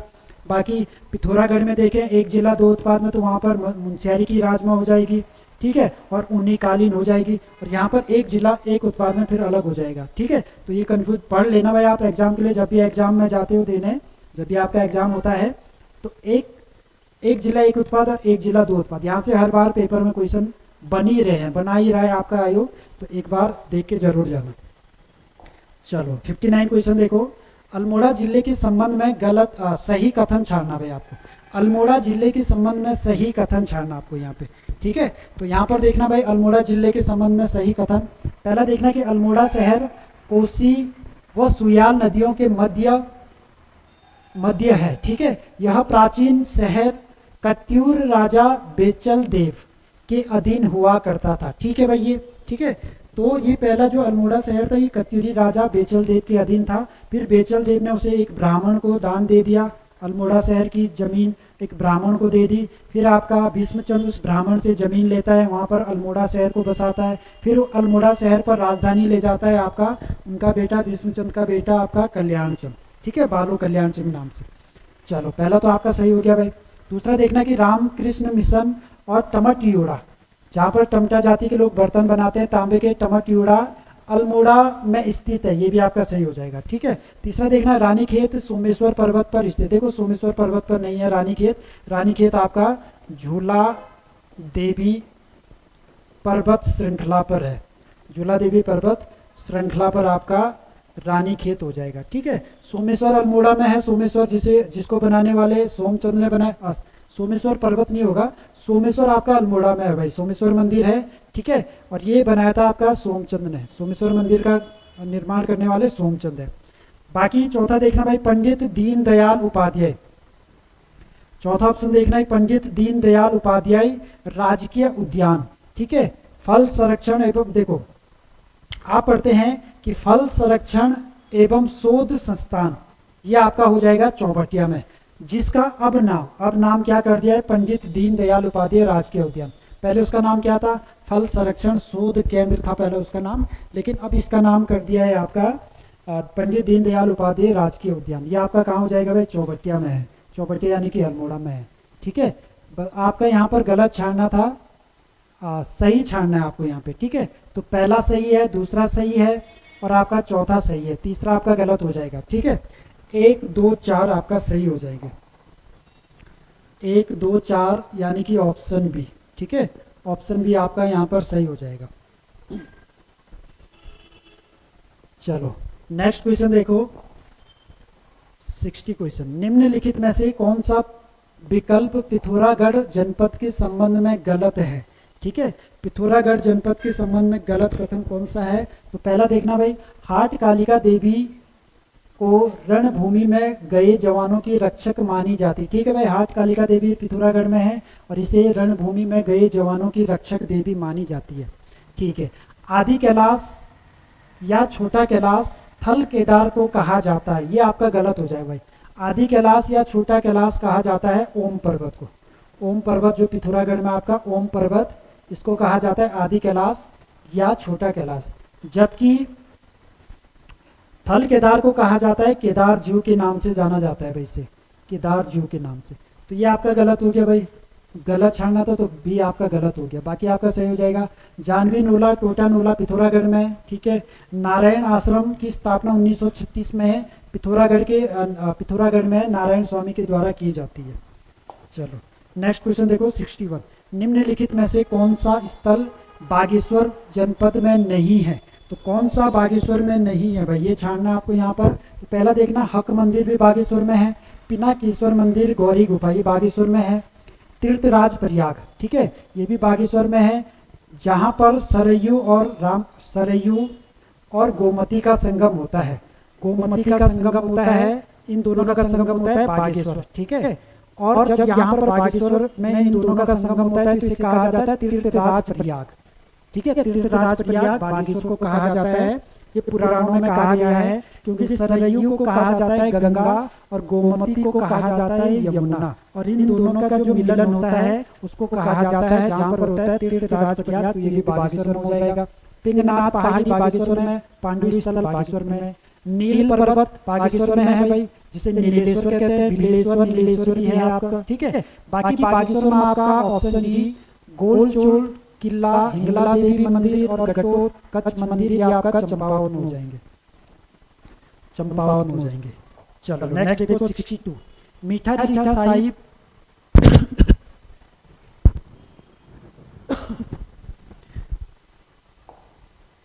चलो यहाँ पे देखना मीठा रीठा साहिब जूठा का मंदिर और चौमो मंदिर किस जनपद में है, तो ये हो जाएगा आपका चंपावत में। ठीक है।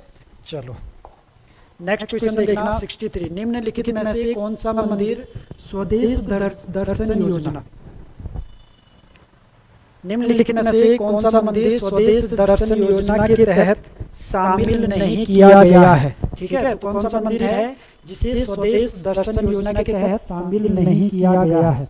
ठीक है। तो ऐसा मंदिर देखना भाई आपका यहाँ पर देखो बैजनाथ मंदिर भी है, देवी दुर्गा बाराई मंदिर भी है, जागेश्वर मंदिर भी है, चौथा मंदिर हो जाएगा कटारमल सूर्य मंदिर अल्मोड़ा में। ठीक है। बाकी केदारनाथ मंदिर इसमें शामिल नहीं किया गया है। केंद्र सरकार ने एक योजना चलाई थी स्वदेश दर्शन योजना, ठीक है, ये 2016-17 में आई थी ये योजना, और केंद्र सरकार ने हमारे कुमाऊं के 4 मंदिरों को इसमें शामिल किया गया था। 4 मंदिर कौन सा है? देवीपुरा चंपावत वाला, जागेश्वर अल्मोड़ा वाला, बैजनाथ बागेश्वर वाला और कटारमल मंदिर अल्मोड़ा वाला मंदिर इसमें शामिल किया गया। केदारनाथ मंदिर इसमें शामिल नहीं है। ठीक है, चलो नेक्स्ट क्वेश्चन देखो, निम्नलिखित में से कौन सी नदी पंचगंगा में नहीं आती है? तो पंचगंगा है, जैसे पंचप्रयाग है, पंच केदार है, पंच बद्री है, वैसे ही पंचगंगा भी है। तो पंचगंगा में देखो अलकनंदा भी आती है भाई, धौली गंगा भी है, मंदाकिनी नदी भी है, आपका कोसी नदी नहीं होगी। ठीक है, 3 ये नदियां हैं। चौथी नदी आपका यमुना हो जाएगी, यमुना। 5वीं नदी आपका गंगा भागीरथी हो जाएगी, गंगा भागीरथी। तो इनको बोला जाता है आपकी पंचगंगा। ठीक है, पंचगंगा कहा जाता है। चलो नेक्स्ट क्वेश्चन देखो, 65। सितंबर 2023 में केंद्र सरकार के द्वारा स्वदेश दर्शन योजना 2.0, देखो एक योजना थी स्वदेश दर्शन योजना, एक स्वदेश दर्शन योजना थी जहां पर 4 मंदिरों को शामिल किया गया है, और एक स्वदेश दर्शन 2.0 योजना, ये आपकी 2023 की है, और जो स्वदेश दर्शन योजना है वो आपकी है 2016-17 की। तो इसमें देखना है भाई, स्वदेश दर्शन योजना 2.0 के तहत राज्य के किन 2 जिलों को शामिल किया गया है? तो एक हो जाएगा आपका पिथौरागढ़, दूसरा हो जाएगा आपका चंपावत। ठीक है, चलो नेक्स्ट क्वेश्चन देखो, 66। मानसखंड मंदिर माला परियोजना के तहत कुमाऊं के कितने मंदिरों को शामिल किया गया है? तो जो मानसखंड मंदिर माला मिशन है भाई, इसके तहत जो पहले प्रयास में प्रथम बार में इसमें 16 मंदिरों को शामिल किया गया, 16 मंदिर इसमें शामिल है। ठीक है, तो ध्यान रखना मानसखंड मंदिर माला परियोजना। नेक्स्ट देखो 67, गलत कथन चुनिए। ठीक है, तो गलत कथन चुनना भाई आपका, देखो दंडेश्वर मंदिर हो जाएगा आपका बागेश्वर में, ऋषेश्वर महादेव मंदिर चंपावत में हो जाएगा। ठीक है, कपिलेश्वर मंदिर आपका अल्मोड़ा में हो जाएगा, एकेश्वर मंदिर आपका पिथौरागढ़ में नहीं है, एकेश्वर मंदिर आपका पौड़ी में हो जाएगा। ठीक है, देखो आपने अभी पढ़ा भी होगा, परीक्षा वाणी में दे भी रखा है कि हमारे यहाँ भगवान शिव के जो मंदिर है, भगवान शिव के हमारे यहाँ 24 मंदिरों को, भगवान शिव के जो 24 मंदिर है हमारे राज्य में, 24 मंदिरों को एक योजना में शामिल किया गया जिसे बोलते हैं शिव सर्किट योजना। शिव सर्किट योजना में शामिल किया गया हमारे राज्य से 24 मंदिरों को। उस 24 मंदिरों में आपके ये 4 मंदिर भी है भाई, बाकी और भी मंदिर है, तो 24 मंदिरों को शामिल किया गया है। ठीक है, तो शिव सर्किट के तहत हमारे राज्य में भगवान शिव के कितने मंदिरों को शामिल किया गया है? 24 मंदिरों को। चलो नेक्स्ट क्वेश्चन, नेक्स्ट देखो 68। राज्य में दीनदयाल होम स्टे योजना की शुरुआत कब होती है? तो हमारे राज्य में दीनदयाल होम स्टे योजना 2018 की है। ठीक है, पर्यटन को बढ़ावा देने के लिए, पलायन को रोकने के लिए, ठीक है, और दूर दराज गांवों को बसाने के लिए इस योजना को शुरू किया गया था, होम स्टे योजना।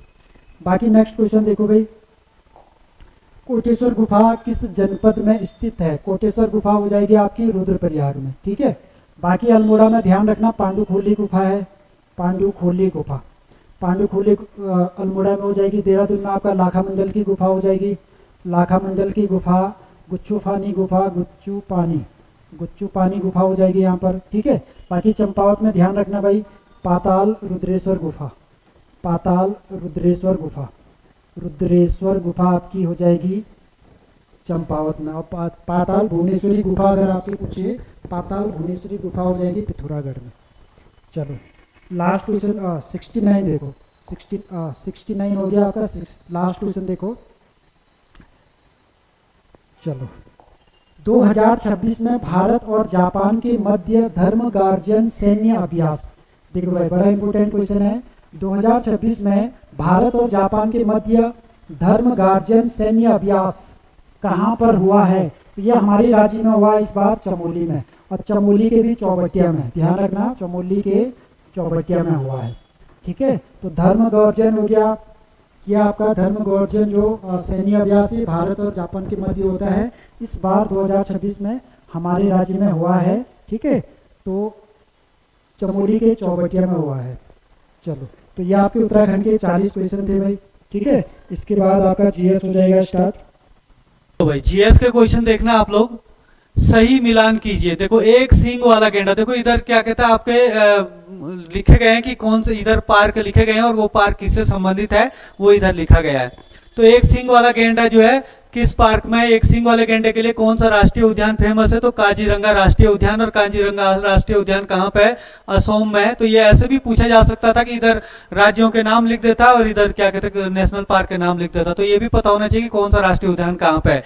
एशियाई शेर, एशियाई शेर के लिए जो है कौन सा राष्ट्रीय उद्यान जाना जाता है, तो गिर राष्ट्रीय उद्यान जो एशियाई शेर के लिए फेमस है। और ये कहाँ पे है आपका, गुजरात में। गिर राष्ट्रीय उद्यान कहाँ पे है, गुजरात में। मैंग्रोव वन, मैंग्रोव वन जिसको सुंदरी नामक वन भी बोलते हैं, तो सुंदर वन डेल्टा में पाया जाता है और सुंदर वन राष्ट्रीय उद्यान में पाया जाता है, जो बांग्लादेश से लेकर और भारत के पश्चिमी बंगाल तक फैला। तो भारत के हिसाब से कहाँ पे है, वेस्ट बंगाल में, यानी कि पश्चिम बंगाल में। अफ्रीकी चीता पुनर्वास, तो अफ्रीकी चीता के लिए जो कौन सा राष्ट्रीय उद्यान जाना जाता है, कान्हो राष्ट्रीय उद्यान जाना जाता है। और कान्हो राष्ट्रीय उद्यान कहाँ पे है, मध्य प्रदेश में स्थित है। ठीक है ना। तो पहले का दूसरा, दूसरे का तीसरा, तीसरे का चौथा, चौथे का पहला, तो बी इसका क्या हो जाएगा, आंसर हो जाएगा। अगला क्वेश्चन है, इनमें से कौन सा कथन सही है। तो देखो भाई कौन सा कथन सही है इनमें से, नीलगिरी 1983 में भारत का पहला जैवमंडल आरक्षित क्षेत्र घोषित हुआ था। देखो नीलगिरी भारत का पहला जैवमंडल आरक्षित क्षेत्र घोषित हुआ था, लेकिन 1983 में यह घोषित नहीं हुआ था, बल्कि 1986 में भारत का पहला जैवमंडल आरक्षित क्षेत्र घोषित हुआ था। ठीक है ना। नीलगिरी की पहाड़ियां, इस नीलगिरी की पहाड़ियों में आपने देखा होगा कि नीलगिरी की पहाड़ियों में एक चीज और शामिल किया गया है, silent valley. Silent valley Bharat की सबसे ज्यादा जैव विविधता वाला क्षेत्र है भाई, ये भी ध्यान रखना पूछता है, भारत की सबसे ज्यादा जैव विविधता कहाँ पाई जाती है, तो साइलेंट वैली में, है ना। इसके अलावा यहाँ पे देखना है, तो ये तो गलत हो गया एक हिसाब से। अजंता की गुफाएं 1986 में यूनेस्को की विश्व विरासत में शामिल होने वाला पहला स्थल था। ये भी सही कह रहा है कि अजंता की गुफाएं विश्व विरासत में शामिल होने वाला पहला स्थल था, लेकिन 1986 में नहीं, इसको 1983 में जो है क्या कहते हैं यूनेस्को की विश्व विरासत में शामिल किया गया था। अजंता की गुफाएं, है ना। अजंता की गुफाएं वही गुफाएं जो आपके महाराष्ट्र के औरंगाबाद जिले में स्थित है और बौद्ध धर्म से संबंधित है। जो आपका गौतम बुद्ध है ना, बुद्ध के जीवन से संबंधित यहाँ पे 30 गुफाएं हैं, और जहाँ पे मरणासन राजकुमारी को भी दिखाया गया है, जो सबसे ज्यादा फेमस है यहाँ पे, है ना। तो ये चित्रकारी भी है, इसमें बहुत ही ज्यादा चित्रकारी दिखाई गई है, बहुत कलाकारी दिखाई गई है, जिससे मतलब क्या है बुद्ध के जीवन के बारे में भी यहाँ पे पता चलता है। तो वैसे तो ये दोनों ही गलत हो गए इसके हिसाब से, तो आर और एस दोनों गलत है भाई, तो दोनों ही गलत है। तो दोनों गलत आपका देखो ऑप्शन डी हो जाएगा, आर और एस दोनों गलत है। ठीक है, तो डी आंसर हो जाएगा इसका। इनमें से किन फसलों के उत्पादन में भारत का विश्व में प्रथम स्थान है। देखो अगर आप देखोगे तो केले के उत्पादन में भारत का विश्व में प्रथम स्थान है, आम के उत्पादन में भी भारत का विश्व में प्रथम स्थान है, अभी पपीते के उत्पादन में भी विश्व में प्रथम स्थान पर है भारत, अदरक के उत्पादन में भी भारत विश्व में प्रथम स्थान पर है, हल्दी के उत्पादन में भी भारत विश्व में प्रथम स्थान पर है, दालों के उत्पादन में भी भारत विश्व में प्रथम स्थान पर है, ब्रोकली के उत्पादन में और मशरूम के उत्पादन में भारत विश्व में प्रथम स्थान पर नहीं। अगर यहाँ पर देखें तो ब्रोकली और मशरूम जो हिमाचल प्रदेश में सबसे ज्यादा होता है, भारत के किन राज्यों में सबसे ज्यादा होता है, हिमाचल प्रदेश में ब्रोकली और मशरूम होता है। अच्छा हमने जो है वैसे तो जिन बच्चों ने क्लास पढ़ी है, क्लास में भी बता रखा है, शाम को भी एक नया बैच बना है अभी, तो आप शाम के बैच को भी ज्वाइन कर सकते हैं, अभी जो है 2-3 दिन पहले ही बनाया है ना। अगर आप ऑफलाइन पढ़ना चाहते हो, ऑनलाइन भी आप ले सकते हो क्लासेस। तो यहाँ पे आपको ये बताना है मुझे कि केले के उत्पादन में भारत का प्रथम स्थान पर कौन सा राज्य है, आम के उत्पादन में पपीता, अदरक और हल्दी दाल है, इनके सब विश्व में तो प्रथम स्थान पर है ही भारत इनके मामले में, लेकिन भारत में प्रथम राज्य कौन सा इनके मामले में, तो आप कमेंट बॉक्स में जरूर बताना अगर आपको आता है तो, है ना। तो क्या हो जाएगा आंसर, 1 2 3 4 5 6 तक जो है भारत प्रथम स्थान पर है, बाकी ब्रोकली और मशरूम नहीं है। ठीक है ना। चलो अगला क्वेश्चन है 74 में क्या दिया गया है, सही मिलान कीजिए। यहाँ पे इधर देखा अनुच्छेद 19 फर्स्ट बी, 19 फर्स्ट सी, है ना, डी ई। यहाँ पे देखना जो 19 का फर्स्ट है इसमें 6 क्लॉज है, पहले तो 7 थे लेकिन अब 6 है। समानता के अधिकार को हटा, सॉरी संपत्ति के अधिकार को हटा दिया गया है, 44वां संवैधानिक संशोधन 1976 के तहत। तो चलो सारे की बात करते हैं। 19 के फर्स्ट के ए में क्या है, 19 के फर्स्ट के ए में क्या है भाई, तो 19 के फर्स्ट के ए में भाषण और अभिव्यक्ति की स्वतंत्रता। भाषण और अभिव्यक्ति की स्वतंत्रता का मतलब उसमें आप बोल सकते हो, आप मौन रह सकते हो, आप झंडा फहरा सकते हो, है ना। इसके अलावा आप पुतला फूंक सकते हो, पुतला फूंकने की स्वतंत्रता है ना। इसके अलावा पुतला फूंकने के अलावा आपको आरटीआई, आरटीआई यानी कि आरटीआई जानते हो ना, राइट ऑफ क्या इंफॉर्मेशन है ना, या फिर क्या सूचना का अधिकार लगा सकते हो आप लोग। प्रेस की स्वतंत्रता भी है ना।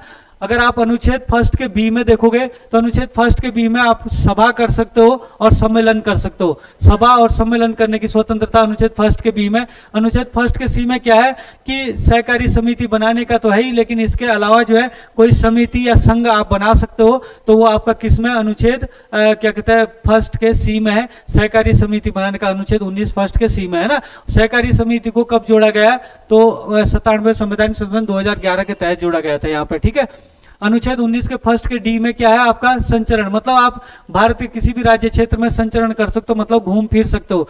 और अनुच्छेद डी के बाद क्या आता है, ई आ गया आपका। तो ई में अनुच्छेद 19 के ई में क्या है आपका कि भारत के किसी भी क्षेत्र में आप क्या कर सकते हो, निवास करते हो। ई के बाद आपका एफ जो है क्या था आपका, जो एफ था वो था आपका मतलब संपत्ति का अधिकार, उसको 44वें संवैधानिक संशोधन 1978 के तहत हटा दिया गया।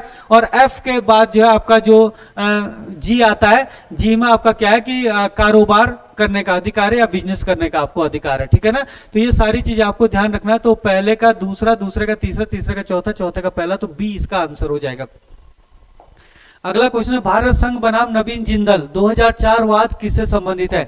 देखो भारत संघ बनाम नवीन जिंदल वाद जो है झंडा फहराने से संबंधित है। इस वाद में सुप्रीम कोर्ट ने, है ना, जो सुप्रीम कोर्ट ने अपना निर्णय दिया, वो क्या निर्णय दिया कि आप अपने घर पे या फिर अपने ऑफिस में, है ना, घर या ऑफिस में आप क्या कर सकते हो, झंडा फहराने की आपको क्या है, आजादी है। आप अपने घर में भी फहरा सकते हो और अपने ऑफिस में भी फहरा सकते हो। 2004 के बाद जो है ये अधिकार मिला है, ठीक है ना। तो चलो अगला क्वेश्चन देखें यहाँ पे, इनमें से अनुच्छेद 20(2) किससे संबंधित है।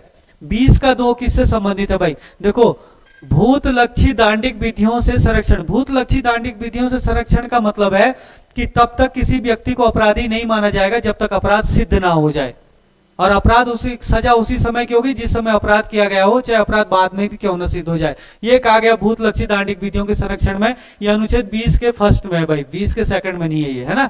दूसरे दंड से संरक्षण, या फिर क्या बोल सकते हो आपका दोहरे दंड से संरक्षण। दोहरे दंड से संरक्षण, ये आपका दोहरे दंड से संरक्षण का मतलब होता है कि किसी भी व्यक्ति को एक क्राइम के लिए, यानी कि एक अपराध के लिए एक से ज्यादा सजा नहीं दी जा सकती है, और ना ही एक से ज्यादा बार सजा दी जा सकती है। केवल एक क्राइम के लिए एक ही बार सजा या एक ही सजा दी जाएगी। ये आपका अनुच्छेद 20 के सेकंड में है भाई, है ना, यही इसका आंसर है ना। और अपने विरुद्ध गवाही देने में संरक्षण, ये आपका अनुच्छेद 20 के थर्ड में, 20 के थर्ड में अपने विरुद्ध गवाही देने में संरक्षण, मतलब किसी भी व्यक्ति को अपने विरुद्ध गवाही देने के लिए बाध्य नहीं किया जा सकता। तो चलो इसका आंसर तो क्या हो गया आपका, बी हो गया। अगला क्वेश्चन है, मेनका गांधी बनाम भारत संघ 1978 मामले में उच्चतम न्यायालय ने किन अनुच्छेदों में संबंध बताया है। देखो भाई मेनका गांधी क्या है कि 1977 की बात है, मेनका गांधी जा रही थी विदेश, है ना। तो उस समय जो है क्या कहते हैं, जनता दल की सरकार आ गई थी, तो जनता दल की सरकार ने इनको रोक दिया। मोरारजी देसाई प्रधानमंत्री बन गए थे 1978 में, आपको पता होगा ना, 44वां संवैधानिक संशोधन मोरारजी देसाई ने लाया था। मेनका गांधी को इन्होंने रोक दिया विदेश जाने से और कहा कि अपना वीजा सरेंडर कर दो। वीजा सरेंडर करने के लिए कहा गया। मेनका गांधी ने मना किया, मेनका गांधी चलेगी कोर्ट में। तो सुप्रीम कोर्ट ने इसमें निर्णय दिया कि भाई पहली बात कि अगर आप ये जो 78 है, ये मतलब पहली बात कि आपका जो अनुच्छेद 21 है, अनुच्छेद 21 में क्या है कि एकांत में रहने की स्वतंत्रता है ना। आप एकांत में रहने की स्वतंत्रता को, उसकी स्वतंत्रता को भंग कर रहे हो। दूसरी बात कि अगर आप एकांत में रहने की स्वतंत्रता को भंग कर रहे हो, उसको विदेश नहीं जाने दे रहे हो, तो आप जो है अनुच्छेद क्या कर रहे हैं, अनुच्छेद 19 का आप उल्लंघन कर रहे हो कि अनुच्छेद 19 के तहत किसी भी आदमी को संचरण करने की क्या है, स्वतंत्रता। भी हम बता रहे थे संचरण करने की स्वतंत्रता है अनुच्छेद 19 में, है ना। और तीसरी बात आप क्या कर रहे हो कि अनुच्छेद 14 का भी उल्लंघन कर रहे हो कि जो कानून का समान संरक्षण है उसका भी उल्लंघन हो रहा है। तो इन तीनों ही अनुच्छेदों में क्या बताया था सुप्रीम कोर्ट ने, इस समय संबंध बताया था। और इसी को क्या कहते हैं, गोल्डन ट्रायंगल भी कहते हैं। भारतीय संविधान का गोल्डन ट्रायंगल इन्हीं 3 अनुच्छेदों को कहा जाता है। तो क्या हो जाएगा, अनुच्छेद 14, 19 और 21 इसका क्या है आंसर। 14 अनुच्छेद 14, 19 और 21 है ना। चलो, सन 1965 में हुए भारत पाकिस्तान युद्ध के समय भारत के राष्ट्रपति कौन थे। देखो, भारत के राष्ट्रपति के लिए मैंने आपको एक ट्रिक बताई थी, है ना। क्या था कि राजू की राधा जाकर गिरी फखरुद्दीन रेड्डी की जेल में, है ना। ऐसे ऐसे करके मैंने आपको ट्रिक बताई थी और इसको मैंने वीडियो भी डाला है एक, है ना। तो राजू की राधा जाकर गिरी, राजू की राधा मतलब राजेंद्र प्रसाद, भारत के राजू मतलब राजेंद्र प्रसाद भारत के प्रथम राष्ट्रपति थे और ये क्या कहते हैं 1962 तक जो है राष्ट्रपति रहे थे, है ना। फिर इसके बाद बन राजू की राधा, फिर इसके बाद बने थे सर्वपल्ली राधाकृष्णन।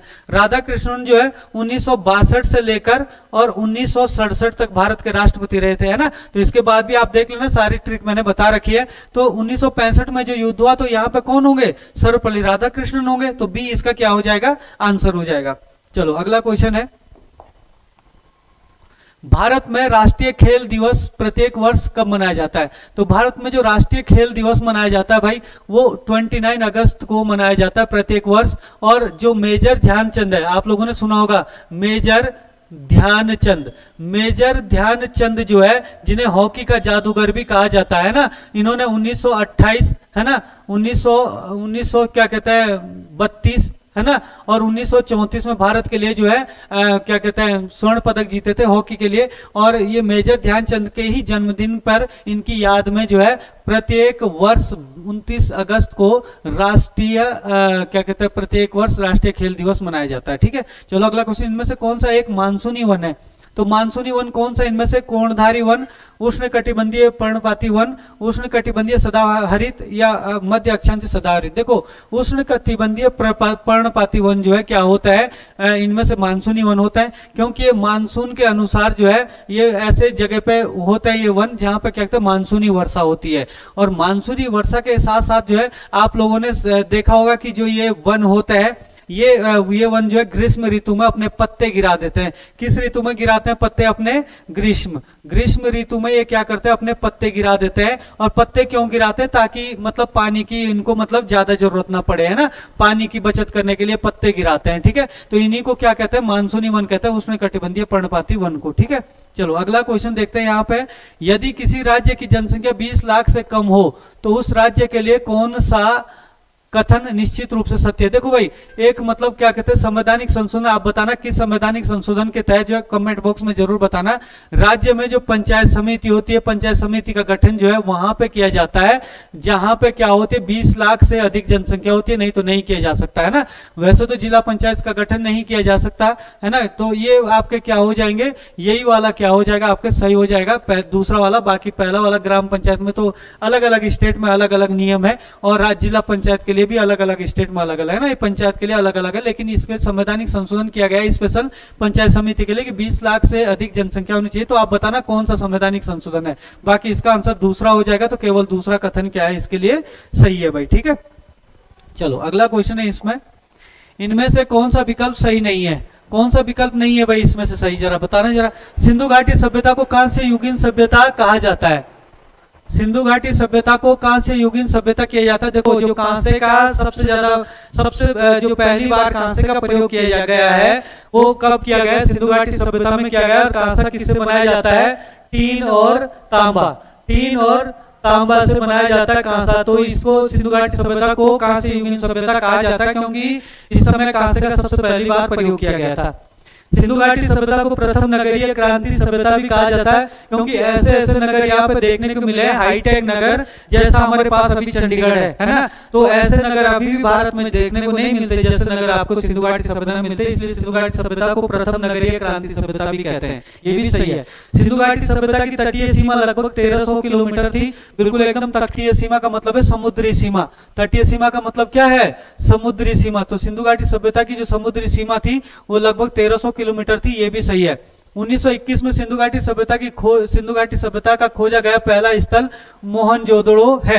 देखो, सिंधु घाटी सभ्यता का पहला खोजा गया स्थल मोहनजोदड़ो नहीं है, कौन सा है, हड़प्पा है। और हड़प्पा पाकिस्तान में पड़ता, पाकिस्तान के पंजाब प्रांत में पड़ता है। कहाँ पड़ता है? पाकिस्तान के पंजाब में पड़ता है, पाकिस्तान के पंजाब प्रांत में पड़ता है। और ये रावी नदी के किनारे है। और इसकी खोज जो की थी वो किसने की थी भाई? तो आप लोगों को पता होगा कि जो हड़प्पा की खोज की थी वो किसने की थी भाई? आप लोग मुझे कमेंट करके बताना, है ना। एक आपका राखलदास बनर्जी आता है ना, और दूसरा कौन सा नाम आता है आप बताना, है ना। एक हड़प्पा है और दूसरा क्या है आपके पास? मोहनजोदड़ो। हड़प्पा की खोज हुई थी 1921 में और मोहनजोदड़ो की खोज हुई थी 1922 में। तो आप कमेंट करके बताओ कि हड़प्पा की खोज किसने की है और मोहनजोदड़ो की खोज किसने की है। तो पहला खोजा गया साक्ष्य कौन सा है? सिंधु घाटी सभ्यता का हड़प्पा है, मोहनजोदड़ो नहीं है। तो इसका आंसर तो डी हो जाएगा, गलत वाला डी हो जाएगा। लेकिन आप बताना कि हड़प्पा की खोज किसने की है और मोहनजोदड़ो की खोज किसने की है, ठीक है ना। चलो अगला क्वेश्चन है, डाउ जोन्स किस देश का स्टॉक एक्सचेंज है भाई? तो डाउ जोन्स किस देश का स्टॉक एक्सचेंज है? देखो जैसे भारत है, भारत के स्टॉक एक्सचेंज का नाम क्या है? एनएससी है। एक एनएससी है और एक क्या है? बीएससी है ना, नेशनल स्टॉक एक्सचेंज और बॉम्बे स्टॉक एक्सचेंज, ये दो भारत के हैं। न्यूयॉर्क की जो क्या कहते हैं आपका न्यूयॉर्क का जो स्टॉक एक्सचेंज है, न्यूयॉर्क के स्टॉक एक्सचेंज का नाम क्या है? नेस्डैक है। क्या है? नेस्डैक। नेस्डैक जो है न्यूयॉर्क की स्टॉक एक्सचेंज का नाम है। अगर जापान की स्टॉक एक्सचेंज की बात करें तो जापान की स्टॉक एक्सचेंज का नाम है टोक्यो स्टॉक एक्सचेंज। और इंग्लैंड की जो एक्सचेंज है, इंग्लैंड का जो स्टॉक एक्सचेंज है इसको कहते हैं लंदन, लंदन स्टॉक एक्सचेंज। लेकिन अगर आप देखोगे यहाँ पे डाउ जोन्स की बात कर रहा है, तो डाउ जोन्स जो न्यूयॉर्क के ही एक्सचेंज का नाम है। तो डाउ जोन्स किसका? न्यूयॉर्क या फिर यूएसए बोल देगा, अमेरिका। अमेरिका का जो नेशनल स्टॉक एक्सचेंज है उसका नाम क्या है? डाउ जोन्स है। और ये विश्व का सबसे बड़ा स्टॉक एक्सचेंज है भाई, वेरी वेरी इंपॉर्टेंट है। तो इन्हें ये सारे बता दिए मैंने, किसी को भी पूछा जा सकता है पेपर में, ठीक है। चलो अगला क्वेश्चन देखते हैं, भारत की पहली महिला रेल मंत्री कौन है? तो भारत की जो पहली महिला रेल मंत्री है भाई, वो भारत की पहली महिला रेल मंत्री बनी थी ममता बनर्जी। ममता बनर्जी जो है पहले तो आपके जैसे आपके अटल बिहारी वाजपेयी थे। कौन थे? वाजपेयी, अटल बिहारी वाजपेयी थे। इनके टाइम में 1999 से लेकर 2001 तक या फिर 2002 तक जो है 2001 तक बनी थी। 2001 तक ये क्या बनी थी? भारत की रेल मंत्री बनी थी। और फिर जो है ये आपका मनमोहन के टाइम में 2009 से लेकर और 2011 तक ये फिर से बनी थी। बाद में जब ये बंगाल की मुख्यमंत्री बनी थी तो इन्होंने इस्तीफा दे दिया था इस समय, है ना। तो ये ममता बनर्जी जो है रेल बजट प्रस्तुत करने वाली भारत की पहली महिला है भाई, ठीक है ना। तो ये भी ध्यान रखना आप लोग, ममता बनर्जी इसका आंसर हो जाएगा। अगला क्वेश्चन है, भारतीय राष्ट्रीय कांग्रेस दल के प्रथम अध्यक्ष कौन थे? भारतीय राष्ट्रीय कांग्रेस के प्रथम अध्यक्ष कौन थे? देखो भारतीय राष्ट्रीय कांग्रेस की स्थापना कब हुई थी? 1885 में। भारतीय राष्ट्रीय कांग्रेस की स्थापना 1885 में किसने की थी? ए ओ हुम ने की थी। किसने की थी? ए ओ हुम ने भारतीय राष्ट्रीय कांग्रेस की स्थापना की थी। लेकिन पहले अध्यक्ष कौन बने थे? व्योमेश चंद्र बनर्जी या डब्ल्यूसी बनर्जी आप बोल सकते हो इनको। तो डब्ल्यूसी बनर्जी भारतीय राष्ट्रीय कांग्रेस के प्रथम अध्यक्ष बने थे 1885 में। अगला क्वेश्चन है, भारत को अन्य नाम से जाना जाता है। भारत को किस नाम से जाना जाता है? हिंदुस्तान। देखो हिंदुस्तान भारत को किसने कहा था भाई? आप बोल सकते हो पर्सिया के लोगों ने, पर्सिया, या फिर आप बोल सकते हो ईरान के लोगों ने, ईरान का पुराना नाम है पर्सिया। और या फिर आप बोल सकते हो कि पारस के लोग, है ना। पर्सिया से क्या बना है? पारस बना है ना, या फिर फारस बना है ना, फारस के लोगों ने। तो इन्होंने दिया था हिंदुस्तान नाम। तो भारत को हिंदुस्तान नाम से जाना जाता है। आर्यव्रत भारत का क्या है? ये आर्यव्रत भारत का क्या है? प्राचीन नाम है। तो आर्यव्रत भारत का प्राचीन नाम हो गया। और इंडिया नाम किसने दिया था? तो यूनान, है ना। जो यूनान के लोग हैं, यूनान के लोगों ने इंडिया नाम दिया था। जैसे अलेक्जेंडर है तो ये इंडिया में आए थे तो इन्होंने इंडिया नाम दिया था, है ना। तो ये चीज आपको थोड़ा सा ध्यान रखना है। तो उपरोक्त सभी इसका क्या हो जाएगा? आंसर हो जाएगा। अगला क्वेश्चन है, भारत के राष्ट्रीय ध्वज के प्रारूप को भारत के संवैधानिक सभा द्वारा कब अपनाया गया? देखो भले भारत आजाद कब हुआ था? 15 अगस्त 1947 को हुआ था। लेकिन 22 जुलाई, है ना, जून जुलाई अगस्त, आजाद होने से पहले ये संविधान जो लिखा जा रहा था, है ना, संविधान लिखा जा रहा था। संवैधानिक निर्माण के लिए जो है संवैधानिक सभा का गठन हुआ था 1946 में हो गया था, है ना। 9 नवंबर 1946 को क्या कहता है आपका जो मतलब बैठकें हुई उसकी तो लगातार होते गई बैठकें, है ना। तो आपका 1946 में जब गठन हो गया था संवैधानिक सभा का, तो उसके बाद जो बहुत सारी चीजों को ऐड करते गए, तो 22 जुलाई 1947 को क्या किया था, राष्ट्रीय ध्वज को के प्रारूप को संवैधानिक सभा ने क्या किया था, स्वीकार किया था।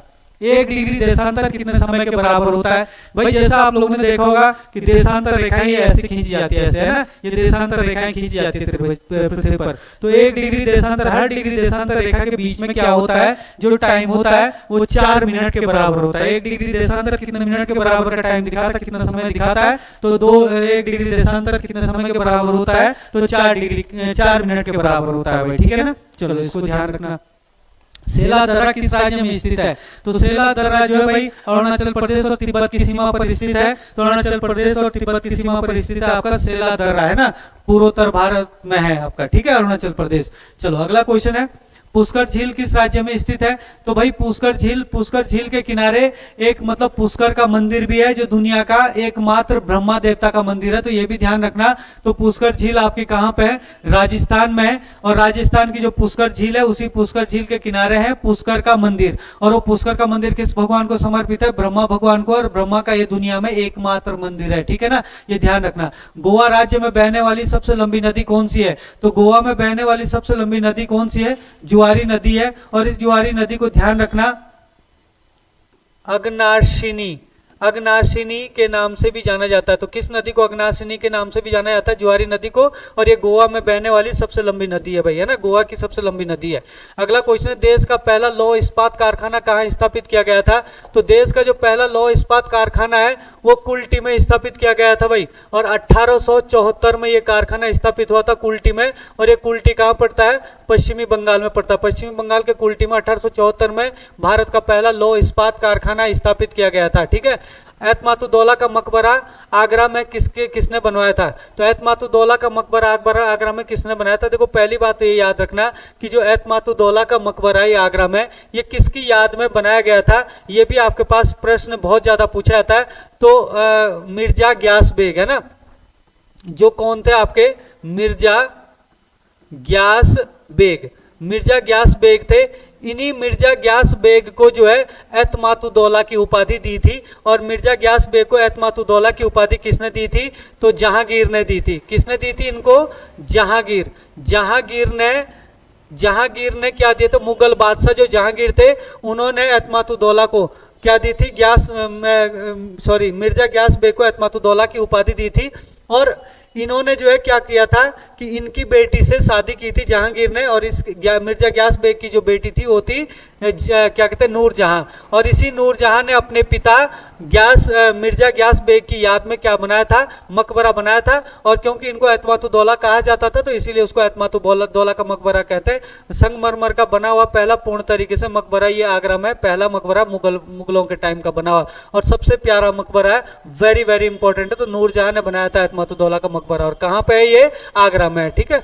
चलो अगला क्वेश्चन है, शतरंज ऑस्कर पुरस्कार किस रूसी शतरंज पत्रिका द्वारा दिया जाता है। देखो बहुत महत्वपूर्ण है, शतरंज की एक रूसी पत्रिका है जिसका नाम है चेस रिव्यू। तो इसी चेस रिव्यू के द्वारा जो है शतरंज के क्षेत्र में जो है जो शतरंज ऑस्कर पुरस्कार है वो इनके द्वारा ही दिया जाता है, ठीक है। चलो अगला क्वेश्चन है, भारतीय संविधान के किस संशोधन द्वारा सहकारी समितियों को भारतीय संविधान में जोड़ा गया था। देखो ये 97वें संवैधानिक संशोधन के द्वारा जोड़ा गया था भाई, और 2011 में।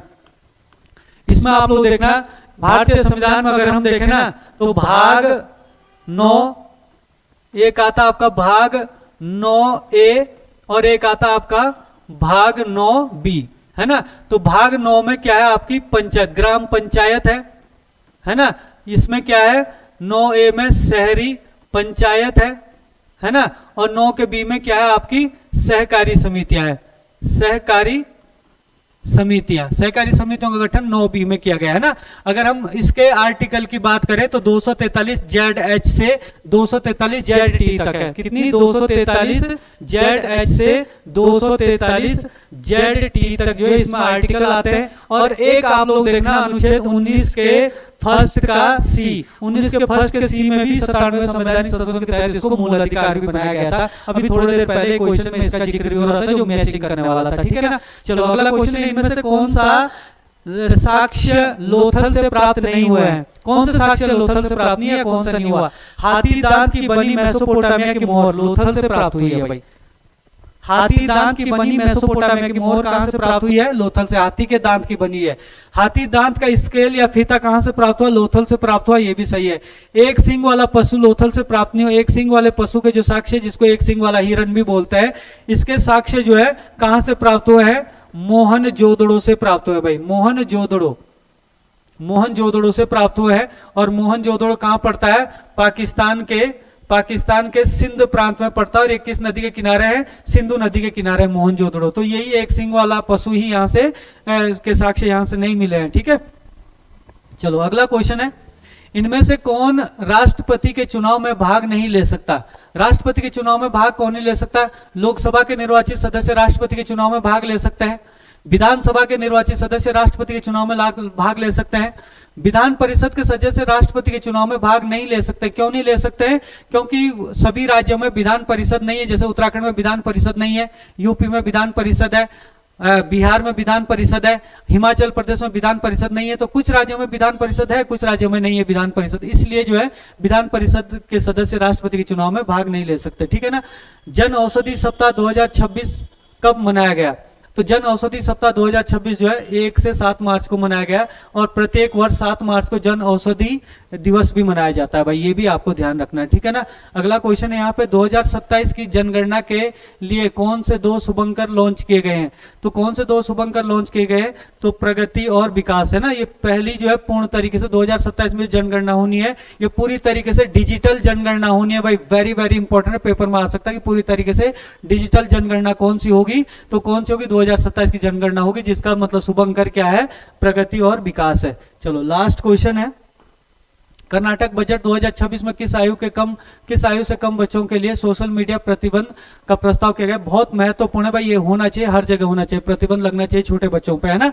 तो कितने साल से कम उम्र के बच्चों को? तो 16 वर्ष से कम उम्र के बच्चों को कर्नाटक सरकार ने क्या किया, जो बजट लाया 2026 में, उसमें सोशल मीडिया पर प्रतिबंध लगा दिया। ठीक है, तो ये था आपके क्वेश्चन। अगर आपको ऑनलाइन ऑफलाइन किसी भी प्रकार की क्लास लेनी है तो आप जो है ले सकते हो। हमारा एप्लीकेशन है जिसका लिंक मैं आगे में रुक जा, जिसका लिंक मैं अभी डिस्क्रिप्शन में डाल रहा हूं, तो वहां पे देख सकते हो आप लोग। ठीक है, बाकी जो है इसके अलावा जो है अगर आपको प्रैक्टिस सेट भी करना है तो ऑनलाइन प्रैक्टिस सेट कर सकते हो आप। यूके ट्रिपल एससी के भी कर सकते हो, एसएससी जीडी का कर सकते हो आप लोग। सेंट्रल गवर्नमेंट के जितने भी एग्जाम है, सीटेट के पेपर भी कर सकते हो आप लोग। तो आप ऑनलाइन ले सकते हो, मात्र 49 रुपीज में प्रैक्टिस सेट मिल जाएंगे आपको। ठीक है, तो चलो आज के लिए इतना ही। जय हिंद, जय भारत, जय उत्तराखंड।